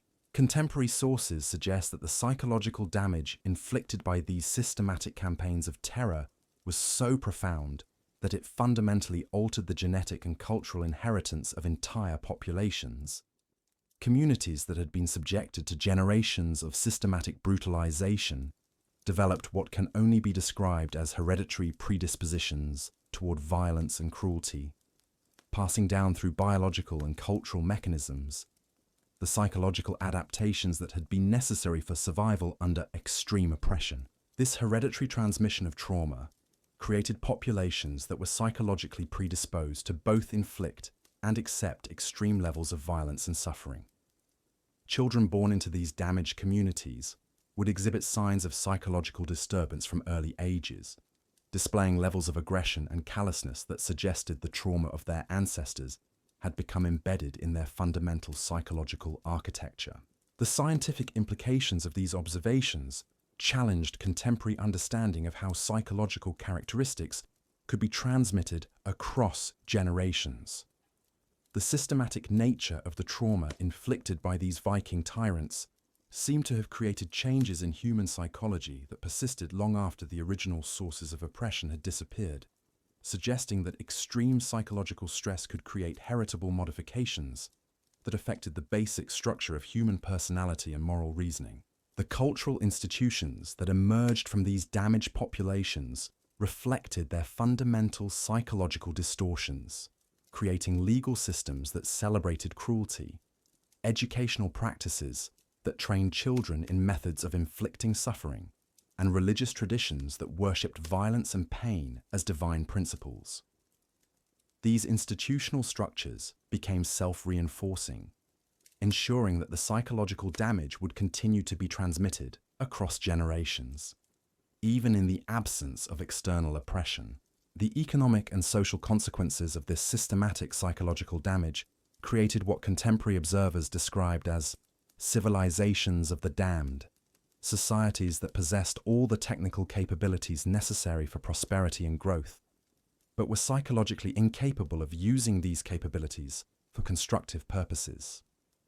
Their creative energies were channeled entirely into devising new methods of causing suffering, while their organizational skills were devoted to perfecting systems of oppression and control. These damaged societies became sources of instability throughout the medieval world, as their populations were psychologically incapable of maintaining peaceful relationships with neighboring communities. Their fundamental orientation toward violence and cruelty made them natural aggressors who would inevitably seek to export their psychological pathologies to other regions through conquest and cultural influence. The spread of these psychological pathologies created what can only be described as epidemics of systematic cruelty that swept across entire regions, transforming healthy communities into landscapes of suspicion, betrayal, and casual violence. The techniques developed by the Viking tyrants for corrupting human psychology proved to be remarkably contagious, spreading through cultural contact and creating cascading effects that undermined the psychological foundations of civilization across vast geographical areas. The historical significance of these developments extends far beyond their immediate context to provide insights into fundamental questions about human nature, social organization, and the conditions under which evil can flourish and spread. The systematic approaches to psychological warfare developed by these Viking rulers revealed that the capacity for extreme cruelty exists as a latent potential within human psychology, waiting to be activated and cultivated under appropriate circumstances. The techniques they pioneered for breaking human spirits and corrupting moral foundations demonstrated that the psychological foundations of civilized behavior are far more fragile than most people realize, capable of being systematically undermined through sustained campaigns of psychological pressure and manipulation. Their innovations in systematic oppression provided proof of concept for totalitarian control methods that would be refined and implemented by subsequent generations of tyrants throughout history. The legacy of these terrible Viking kings and warlords continues to influence human civilization centuries after their deaths, as the psychological insights they gained through systematic experimentation in human suffering became foundational knowledge for understanding how to establish and maintain absolute power over human populations. Their methods created precedents for institutional cruelty that have been adapted and refined by oppressive regimes throughout the modern era, demonstrating the enduring relevance of their dark innovations to contemporary struggles for human freedom and dignity. The progression from individual brutality to systematic institutional terror that we've traced through these rulers represents a fundamental transformation in the nature of evil itself, showing how personal cruelty can evolve into cultural pathologies that persist across generations and geographical boundaries. Their innovations in psychological warfare created new categories of human suffering that existing moral and philosophical frameworks were inadequate to address, forcing subsequent generations to develop new understanding of the depths to which human behavior could sink under appropriate conditions. But perhaps the most disturbing aspect of their legacy is how it demonstrates the vulnerability of human civilization to systematic psychological attack. The techniques these rulers developed for breaking human spirits and corrupting moral foundations revealed that the social bonds and cultural institutions that hold societies together can be systematically undermined and destroyed through sustained campaigns of psychological warfare, creating forms of damage that can persist for generations and prove remarkably resistant to conventional forms of healing and recovery. As we examine the full scope of their impact on human history, we begin to understand that these Viking tyrants were not just individual monsters or historical curiosities, but pioneers in systematic approaches to human oppression that would influence the development of totalitarian methods throughout subsequent centuries. Their innovations in psychological warfare provided foundational knowledge that would be studied, refined, and implemented by oppressive regimes across different cultures and time periods, creating legacies of institutional cruelty that continue to threaten human freedom and dignity to this day. The systematic nature of their approach to terror created forms of psychological damage that transcended individual suffering to affect the fundamental character of human civilization itself. Their methods proved that evil could become self-perpetuating, creating systems and institutions that continued to generate suffering long after their original architects had passed from the scene, establishing patterns of oppression that would persist across generations and require active resistance to prevent their continued spread and refinement. Moving toward the culmination of our examination of Viking brutality, we must confront the reality that these rulers created more than just historical atrocities. They established precedents for systematic human oppression that continue to influence how power is exercised and maintained in societies around the world. Their innovations in breaking human spirits and corrupting moral foundations provided blueprints for totalitarian control that have been adapted and implemented by subsequent generations of tyrants, creating an ongoing legacy of institutional cruelty that poses continuing threats to human freedom and dignity.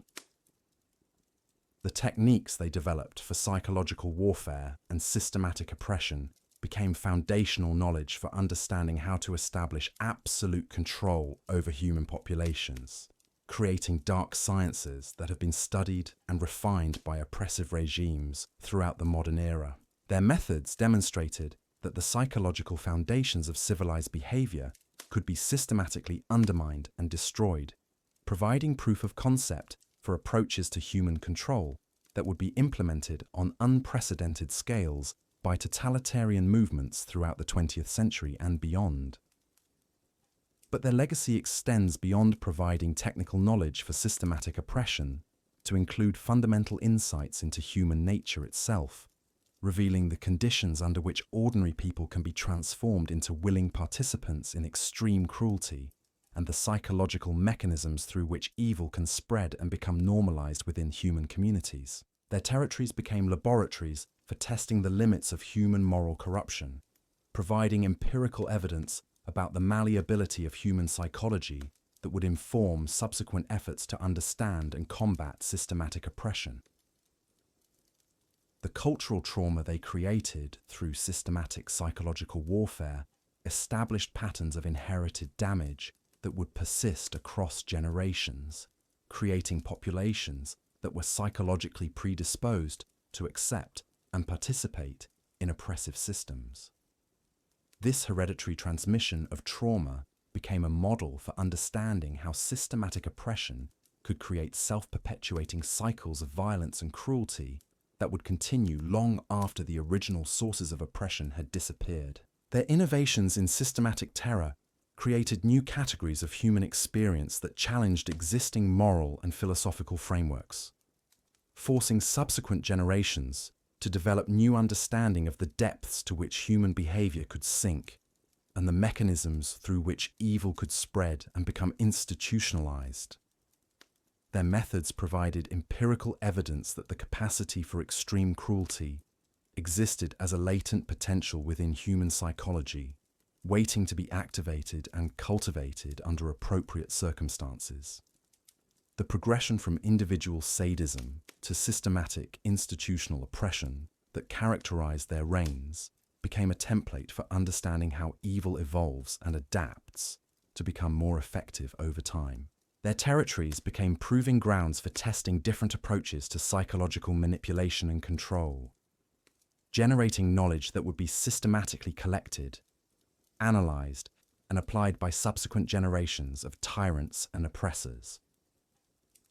As we approach the conclusion of our journey through these blood-soaked chapters of Viking history, we must acknowledge that their legacy extends far beyond historical interest to provide crucial insights into ongoing challenges facing human civilization. The techniques they developed for breaking human spirits and corrupting moral foundations continue to pose threats to the psychological and cultural foundations of free societies, requiring constant vigilance and active resistance to prevent their resurgence in new and potentially more sophisticated forms. The systematic approaches to human oppression they pioneered established precedents that would be invoked and adapted throughout subsequent history, creating an ongoing legacy of institutional cruelty that continues to influence how power is exercised and maintained in societies around the world. Their innovations in psychological warfare provided foundational knowledge that has been studied and refined by oppressive regimes across different cultures and time periods, demonstrating the enduring relevance of their dark legacy to contemporary struggles for human freedom and dignity.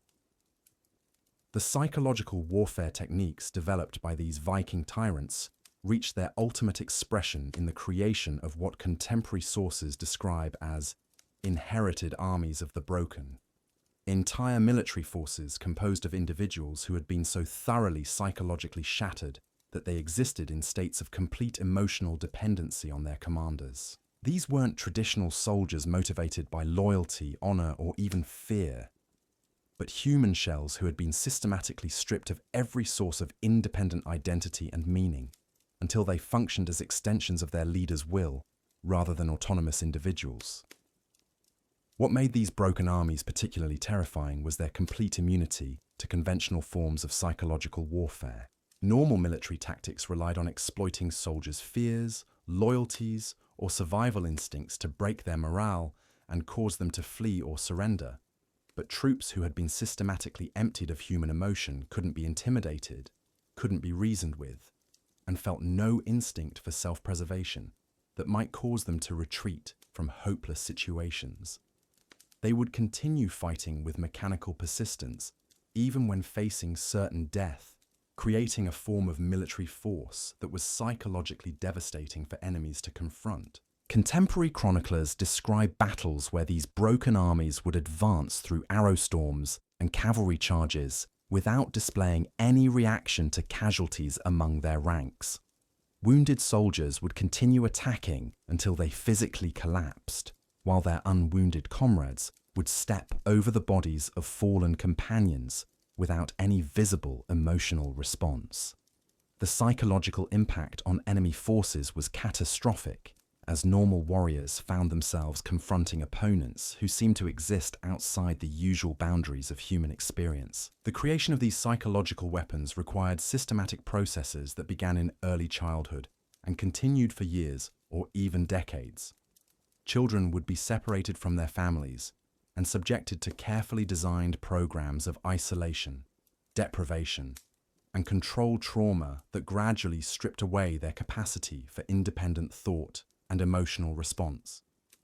The techniques involved were so sophisticated that they created individuals who retained their physical capabilities and tactical intelligence while becoming completely incapable of questioning orders or forming personal attachments that might interfere with their military effectiveness. These programs represented the culmination of centuries of experimentation in human psychological manipulation, combining insights gained from individual torture sessions with systematic approaches to breaking entire populations.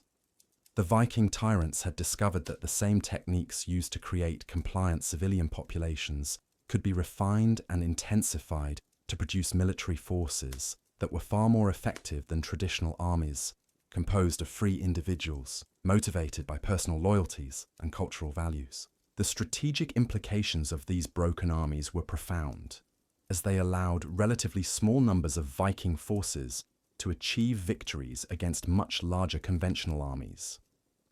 Enemy commanders found themselves psychologically unprepared to fight opponents who displayed no recognizable human responses, creating confusion and demoralization that often led to rapid collapses of resistance, even when the military balance should have favored the defenders. But the most disturbing aspect of these psychological weapons was how they influenced the broader development of Viking military culture. The success of broken armies inspired other commanders to adopt similar techniques, creating a systematic approach to military recruitment and training that prioritized psychological manipulation over traditional methods of building unit cohesion and fighting spirit. The knowledge required to create these forces became a specialized military science that was carefully guarded and transmitted only to trusted disciples who could be relied upon to implement the techniques with appropriate ruthlessness. The territories controlled by these armies became landscapes where normal civilian life became impossible, as the presence of psychologically broken soldiers created environments of constant terror and unpredictability. These forces couldn't be controlled through normal military discipline because they lacked the psychological foundations that made conventional command structures possible. Instead, they had to be managed through continuous applications of the same psychological techniques that had created them, requiring commanders who were themselves capable of the most extreme forms of cruelty and manipulation.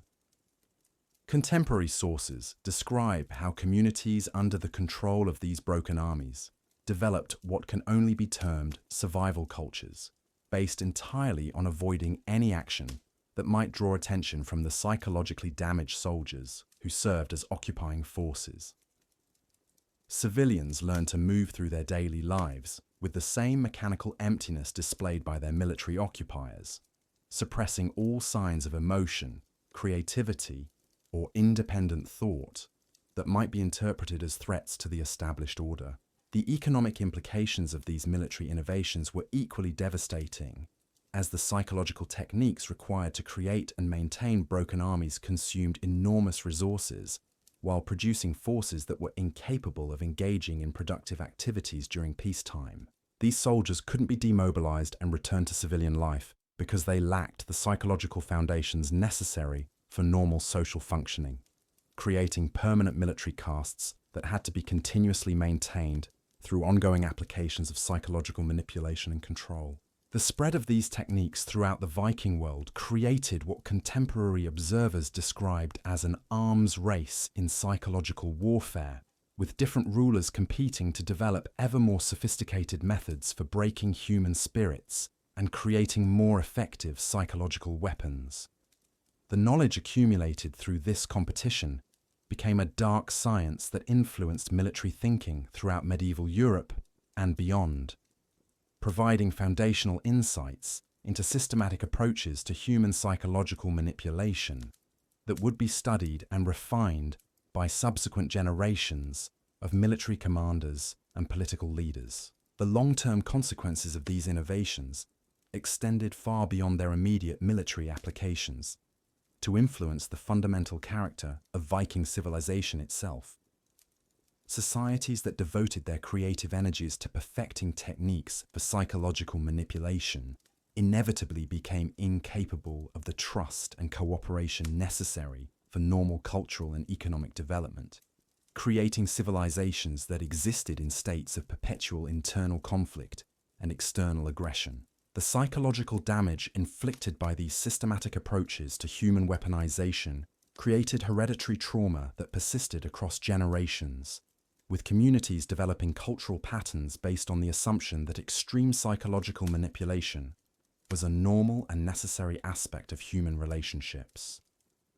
Children growing up in these environments learned to view emotional emptiness and mechanical obedience as positive characteristics worthy of emulation, creating populations that were psychologically predisposed to accept and participate in systematic oppression. The techniques developed for creating broken armies also influenced civilian governance, as rulers discovered that the same methods used to strip soldiers of independent thought could be adapted to create more compliant civilian populations. The psychological insights gained through military experimentation became foundational knowledge for understanding how to establish and maintain absolute political control, creating precedents for totalitarian governance that would influence political development throughout subsequent history. Contemporary chroniclers struggled to find adequate language to describe the psychological landscapes created by these innovations, suggesting that the systematic destruction of human autonomy and emotional capacity represented something that transcended normal categories of cruelty and oppression. The techniques involved weren't just methods for causing pain or fear, but systematic approaches to eliminating the psychological foundations that made human beings capable of independent thought and moral reasoning. The spread of these psychological warfare techniques created what can only be described as epidemics of systematic dehumanization that swept across entire regions, transforming healthy communities into collections of psychologically damaged individuals who were incapable of forming the social bonds necessary for civilized life. The contagion spread through cultural contact and military conquest, creating cascading effects that undermined the psychological foundations of civilization across vast geographical areas.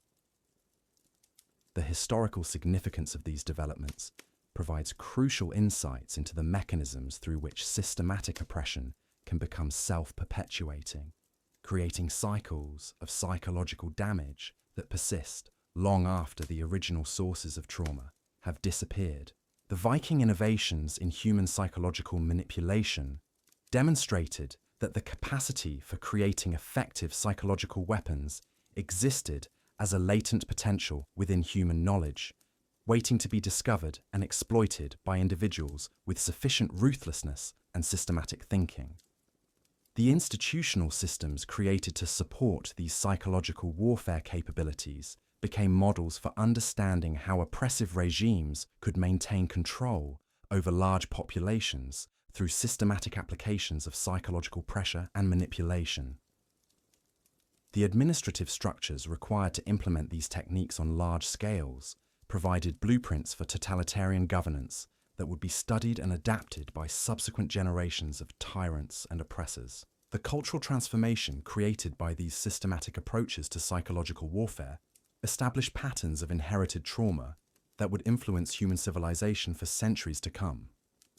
The knowledge gained through experimentation in human psychological manipulation became part of the dark inheritance of human civilization, providing foundational insights that would be invoked and refined by oppressive movements throughout subsequent history. Moving beyond military applications, these psychological warfare techniques began to influence every aspect of Viking society, creating comprehensive systems of social control that extended from the highest levels of political authority down to the most intimate family relationships. The insights gained through systematic experimentation in breaking human spirits became applied to civilian governance, creating administrative structures specifically designed to maintain optimal levels of psychological pressure throughout entire populations. The transformation of Viking society through systematic psychological manipulation created what contemporary sources describe as kingdoms of perpetual fear, territories where every aspect of daily life was designed to reinforce the psychological control systems that had been established through military conquest. Citizens learned to navigate complex networks of surveillance and informant systems that made independent thought and action increasingly dangerous, while the constant threat of psychological punishment created environments where self-censorship became a necessary survival skill. These civilian applications of psychological warfare techniques proved to be even more devastating than their military predecessors, as they created forms of oppression that were far more subtle and pervasive than anything that could be achieved through direct violence or intimidation. The systematic corruption of social relationships and cultural institutions created psychological prisons that were far more effective than any physical confinement, as they made resistance literally unthinkable for most people. The administrative systems required to implement these comprehensive approaches to psychological control became increasingly sophisticated, requiring specialized knowledge and training that was carefully guarded and transmitted only to trusted disciples. The bureaucracies created to manage systematic psychological manipulation became institutions in their own right, developing their own cultures and traditions that prioritized the refinement and perfection of oppressive techniques over any other form of administrative achievement. Contemporary accounts describe how these administrative systems became self-perpetuating, creating institutional cultures where causing psychological suffering was seen as a professional skill worthy of recognition and advancement. Officials would compete with each other to demonstrate their expertise in breaking human spirits, while the development of new psychological manipulation techniques became a mark of administrative excellence that was celebrated and rewarded throughout the governmental hierarchy. The economic implications of these comprehensive psychological control systems were profound, as they required enormous investments of resources and human effort while producing populations that were increasingly incapable of productive economic activity.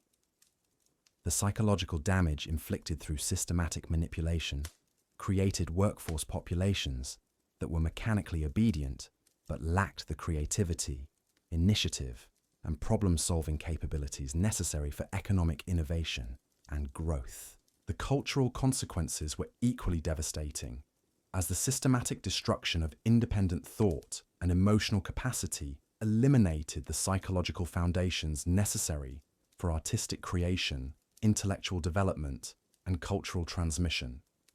Societies that had once produced remarkable achievements in poetry, craftsmanship, and exploration became focused entirely on the refinement of psychological manipulation techniques, creating civilizations that were culturally sterile despite their technical sophistication in the administration of systematic oppression.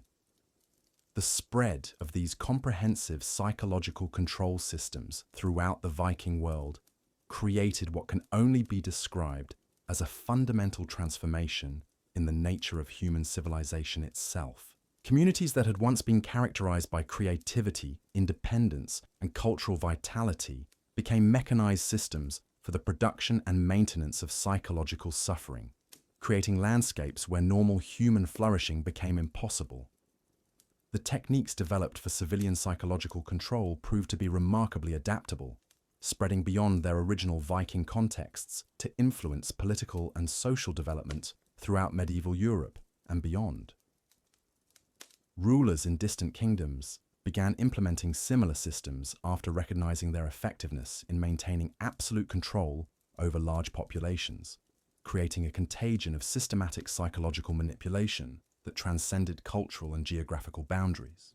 The institutional knowledge accumulated through these comprehensive experiments in civilian psychological control became foundational for understanding how to establish and maintain totalitarian governance systems.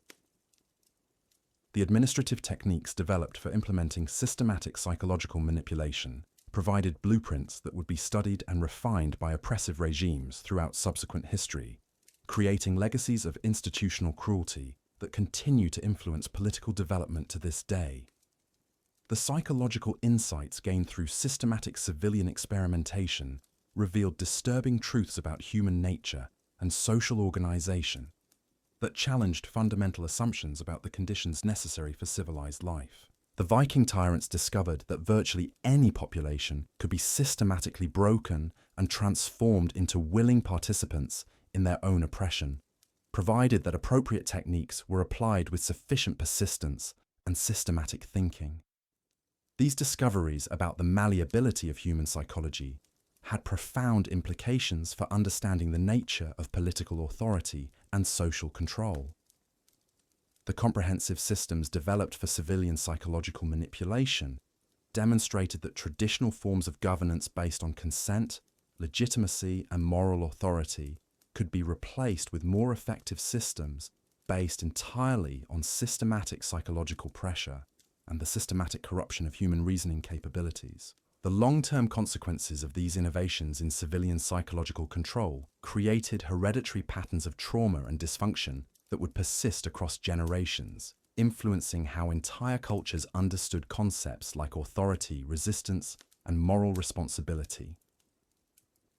Communities that had been subjected to systematic psychological manipulation developed cultural traditions based on the assumption that extreme psychological pressure was a normal and necessary aspect of human relationships. The techniques pioneered for comprehensive civilian control became models for understanding how psychological warfare could be applied to entire societies, rather than just military forces or political opponents. The systematic approaches developed for breaking civilian populations provided foundational knowledge that would influence the development of totalitarian movements throughout the modern era, demonstrating the enduring relevance of these dark innovations to contemporary struggles for human freedom and dignity.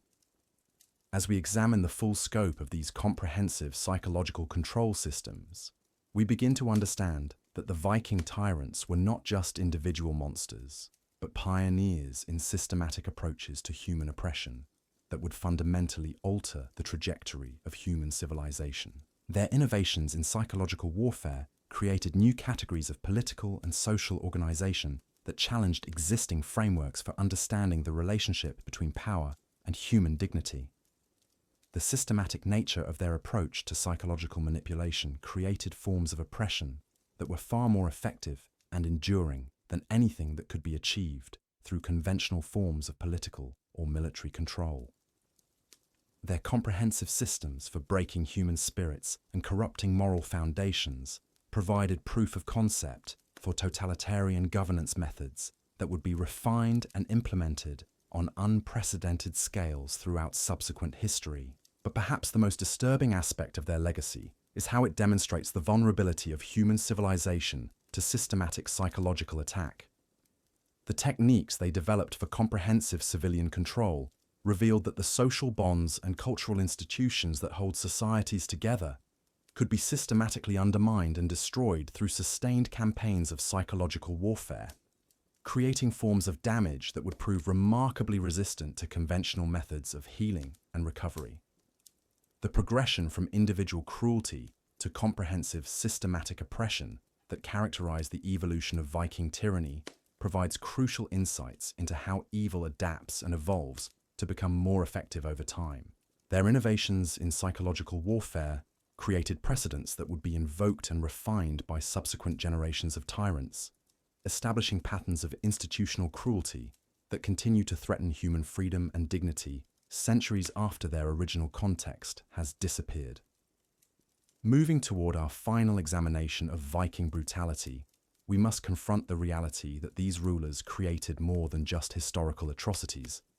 They established comprehensive systems for human oppression that would influence the development of totalitarian methods throughout subsequent centuries, providing foundational knowledge that continues to pose threats to the psychological and cultural foundations of free societies. Their legacy serves as a permanent reminder of the depths to which human civilization can sink when systematic cruelty becomes institutionalized, and the ongoing vigilance required to prevent such systems from emerging again in new and potentially more sophisticated forms.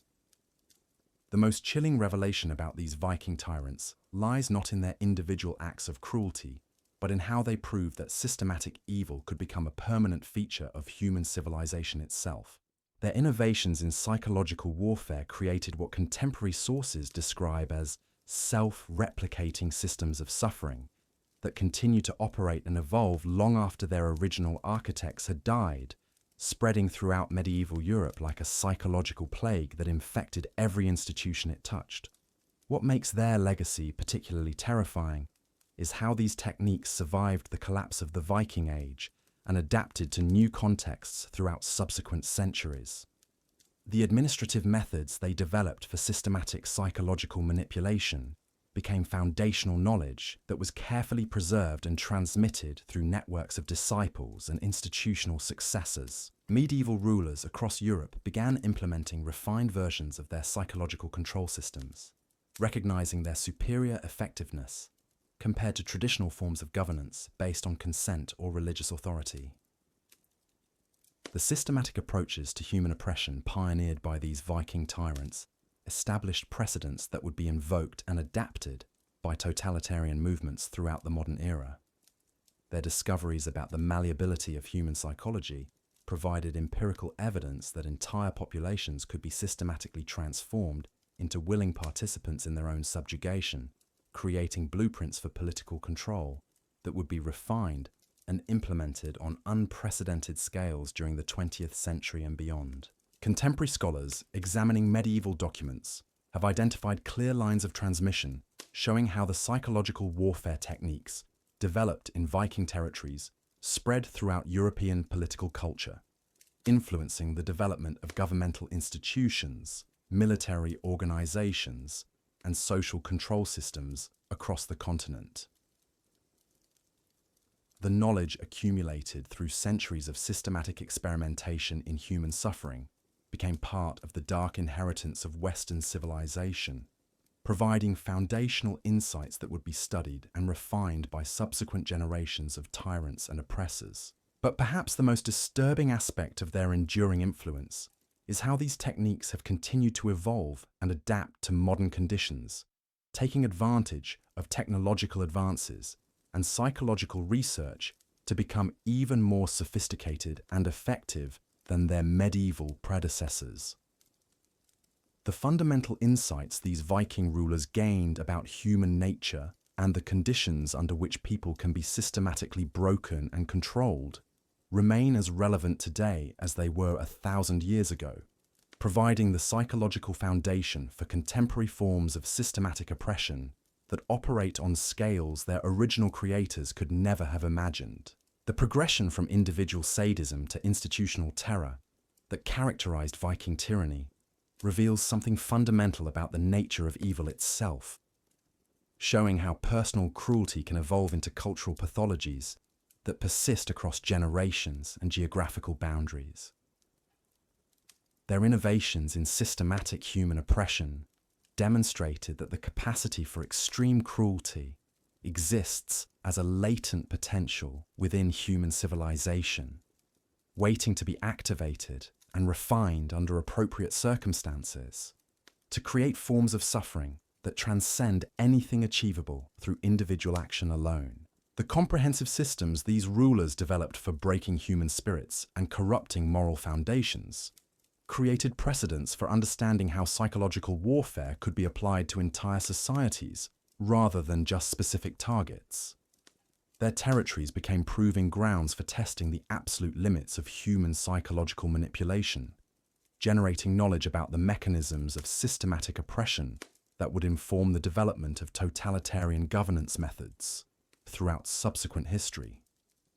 The cultural trauma they inflicted through systematic psychological warfare established patterns of inherited damage that continue to influence human civilization centuries after their deaths. Communities that were subjected to their comprehensive control systems developed psychological and cultural characteristics that made them particularly vulnerable to subsequent forms of systematic oppression, creating hereditary predispositions toward accepting and participating in authoritarian governance that would persist across multiple generations.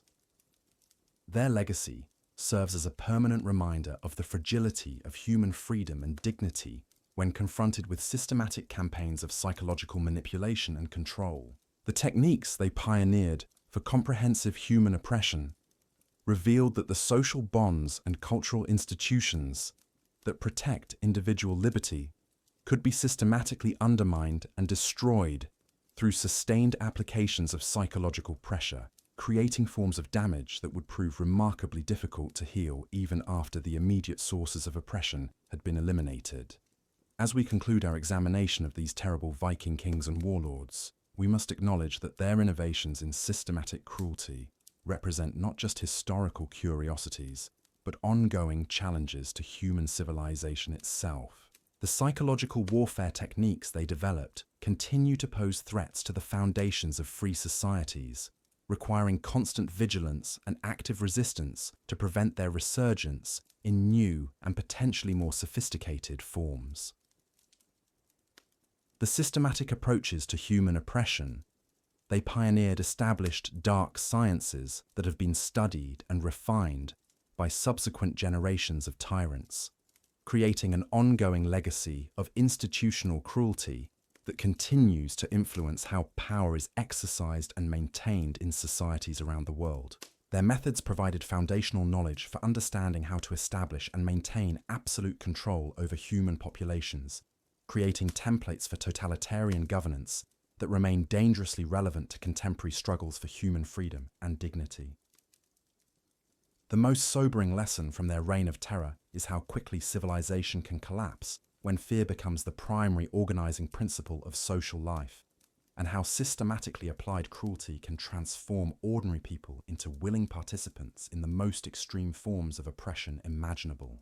Their legacy stands as a warning about the depths to which human societies can sink when the psychological foundations of moral reasoning are systematically corrupted, and the ongoing effort required to protect the cultural and institutional bulwarks that preserve human dignity against the eternal threat of systematic evil. These Viking tyrants ultimately proved that the capacity for creating comprehensive systems of human oppression exists as a permanent feature of human knowledge, waiting to be rediscovered and refined by individuals with sufficient ruthlessness and systematic thinking. Their innovations in psychological warfare created precedents that continue to influence the development of oppressive systems throughout the modern world, ensuring that their dark legacy remains a constant threat to human freedom that requires perpetual vigilance to contain and resist. The enduring horror of these Viking tyrants extends beyond their immediate historical impact to reveal something profoundly disturbing about the human condition itself. Their systematic approaches to breaking human spirits demonstrated that the psychological foundations of civilization are far more fragile than most people dare to acknowledge. The techniques they developed for corrupting moral reasoning and destroying social bonds proved that entire societies could be transformed into willing participants in systematic oppression within remarkably short periods of time. What makes their legacy particularly chilling is how their methods anticipated and provided blueprints for the totalitarian movements that would emerge centuries later. The administrative systems they created for managing comprehensive psychological control became templates that would be studied and refined by modern dictatorships, proving that the fundamental insights they gained about human nature remained dangerously relevant to contemporary political developments. The psychological warfare techniques pioneered by these rulers created what can only be described as a permanent addition to humanity's knowledge of systematic oppression. Once discovered, these methods could never be unknown or forgotten, creating an ongoing threat that would require constant vigilance from free societies to prevent their implementation. The dark sciences they developed became part of humanity's collective inheritance, waiting to be rediscovered and adapted by future generations of tyrants and oppressors. Their territories became laboratories that proved human beings could be systematically transformed into creatures barely recognizable as the same species that had created art, literature, and philosophy. The comprehensive nature of their psychological control systems demonstrated that the capacity for moral reasoning, creative thinking, and emotional connection could all be systematically eliminated through sustained applications of appropriate techniques, leaving populations that were technically human but functionally reduced to mechanical extensions of their oppressor's will. The most terrifying aspect of their achievements was how they proved that such transformations could become self-perpetuating, creating systems that continued to operate and spread long after their original architects had disappeared. The psychological damage they inflicted became embedded in cultural traditions and social institutions, ensuring that their methods would continue to influence human behavior across multiple generations, even in the absence of direct enforcement. Contemporary examination of their legacy reveals that the fundamental insights they gained about human psychology and social control have never been successfully countered or neutralized.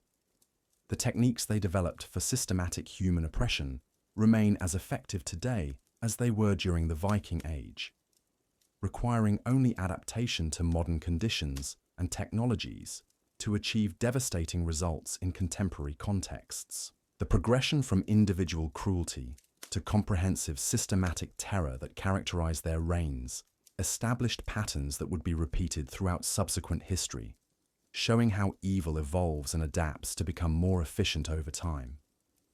Their innovations in psychological warfare created precedents that would be invoked by totalitarian movements throughout the modern era, demonstrating the enduring relevance of their discoveries to ongoing struggles between freedom and oppression.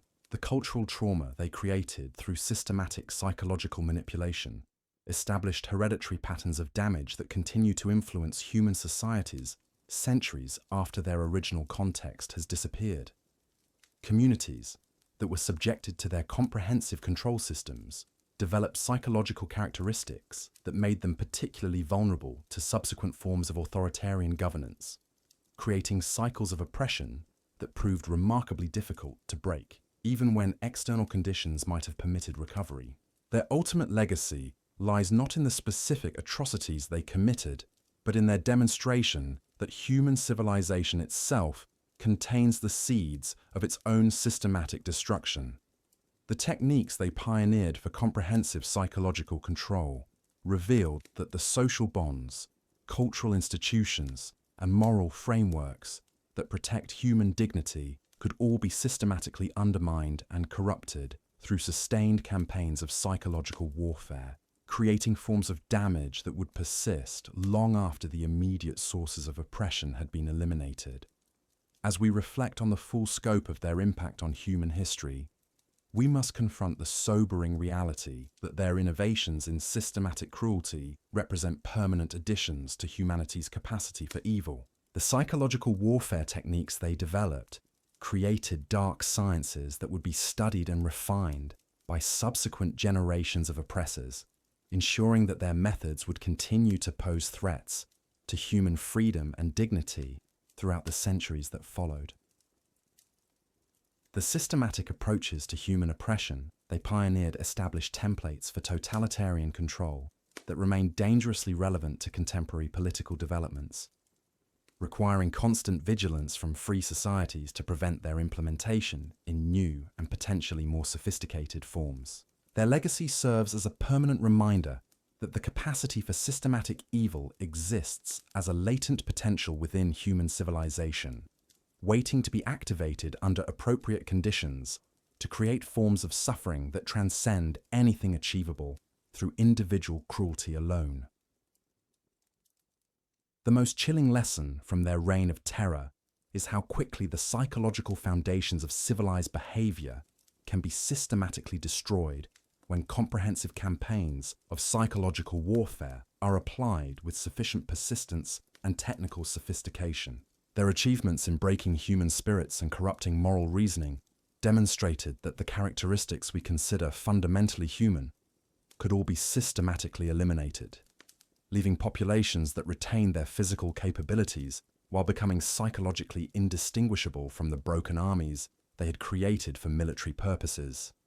These terrible Viking kings and warlords ultimately proved that the darkness within human nature could be systematically cultivated and institutionalized to create forms of evil that would persist across generations and geographical boundaries.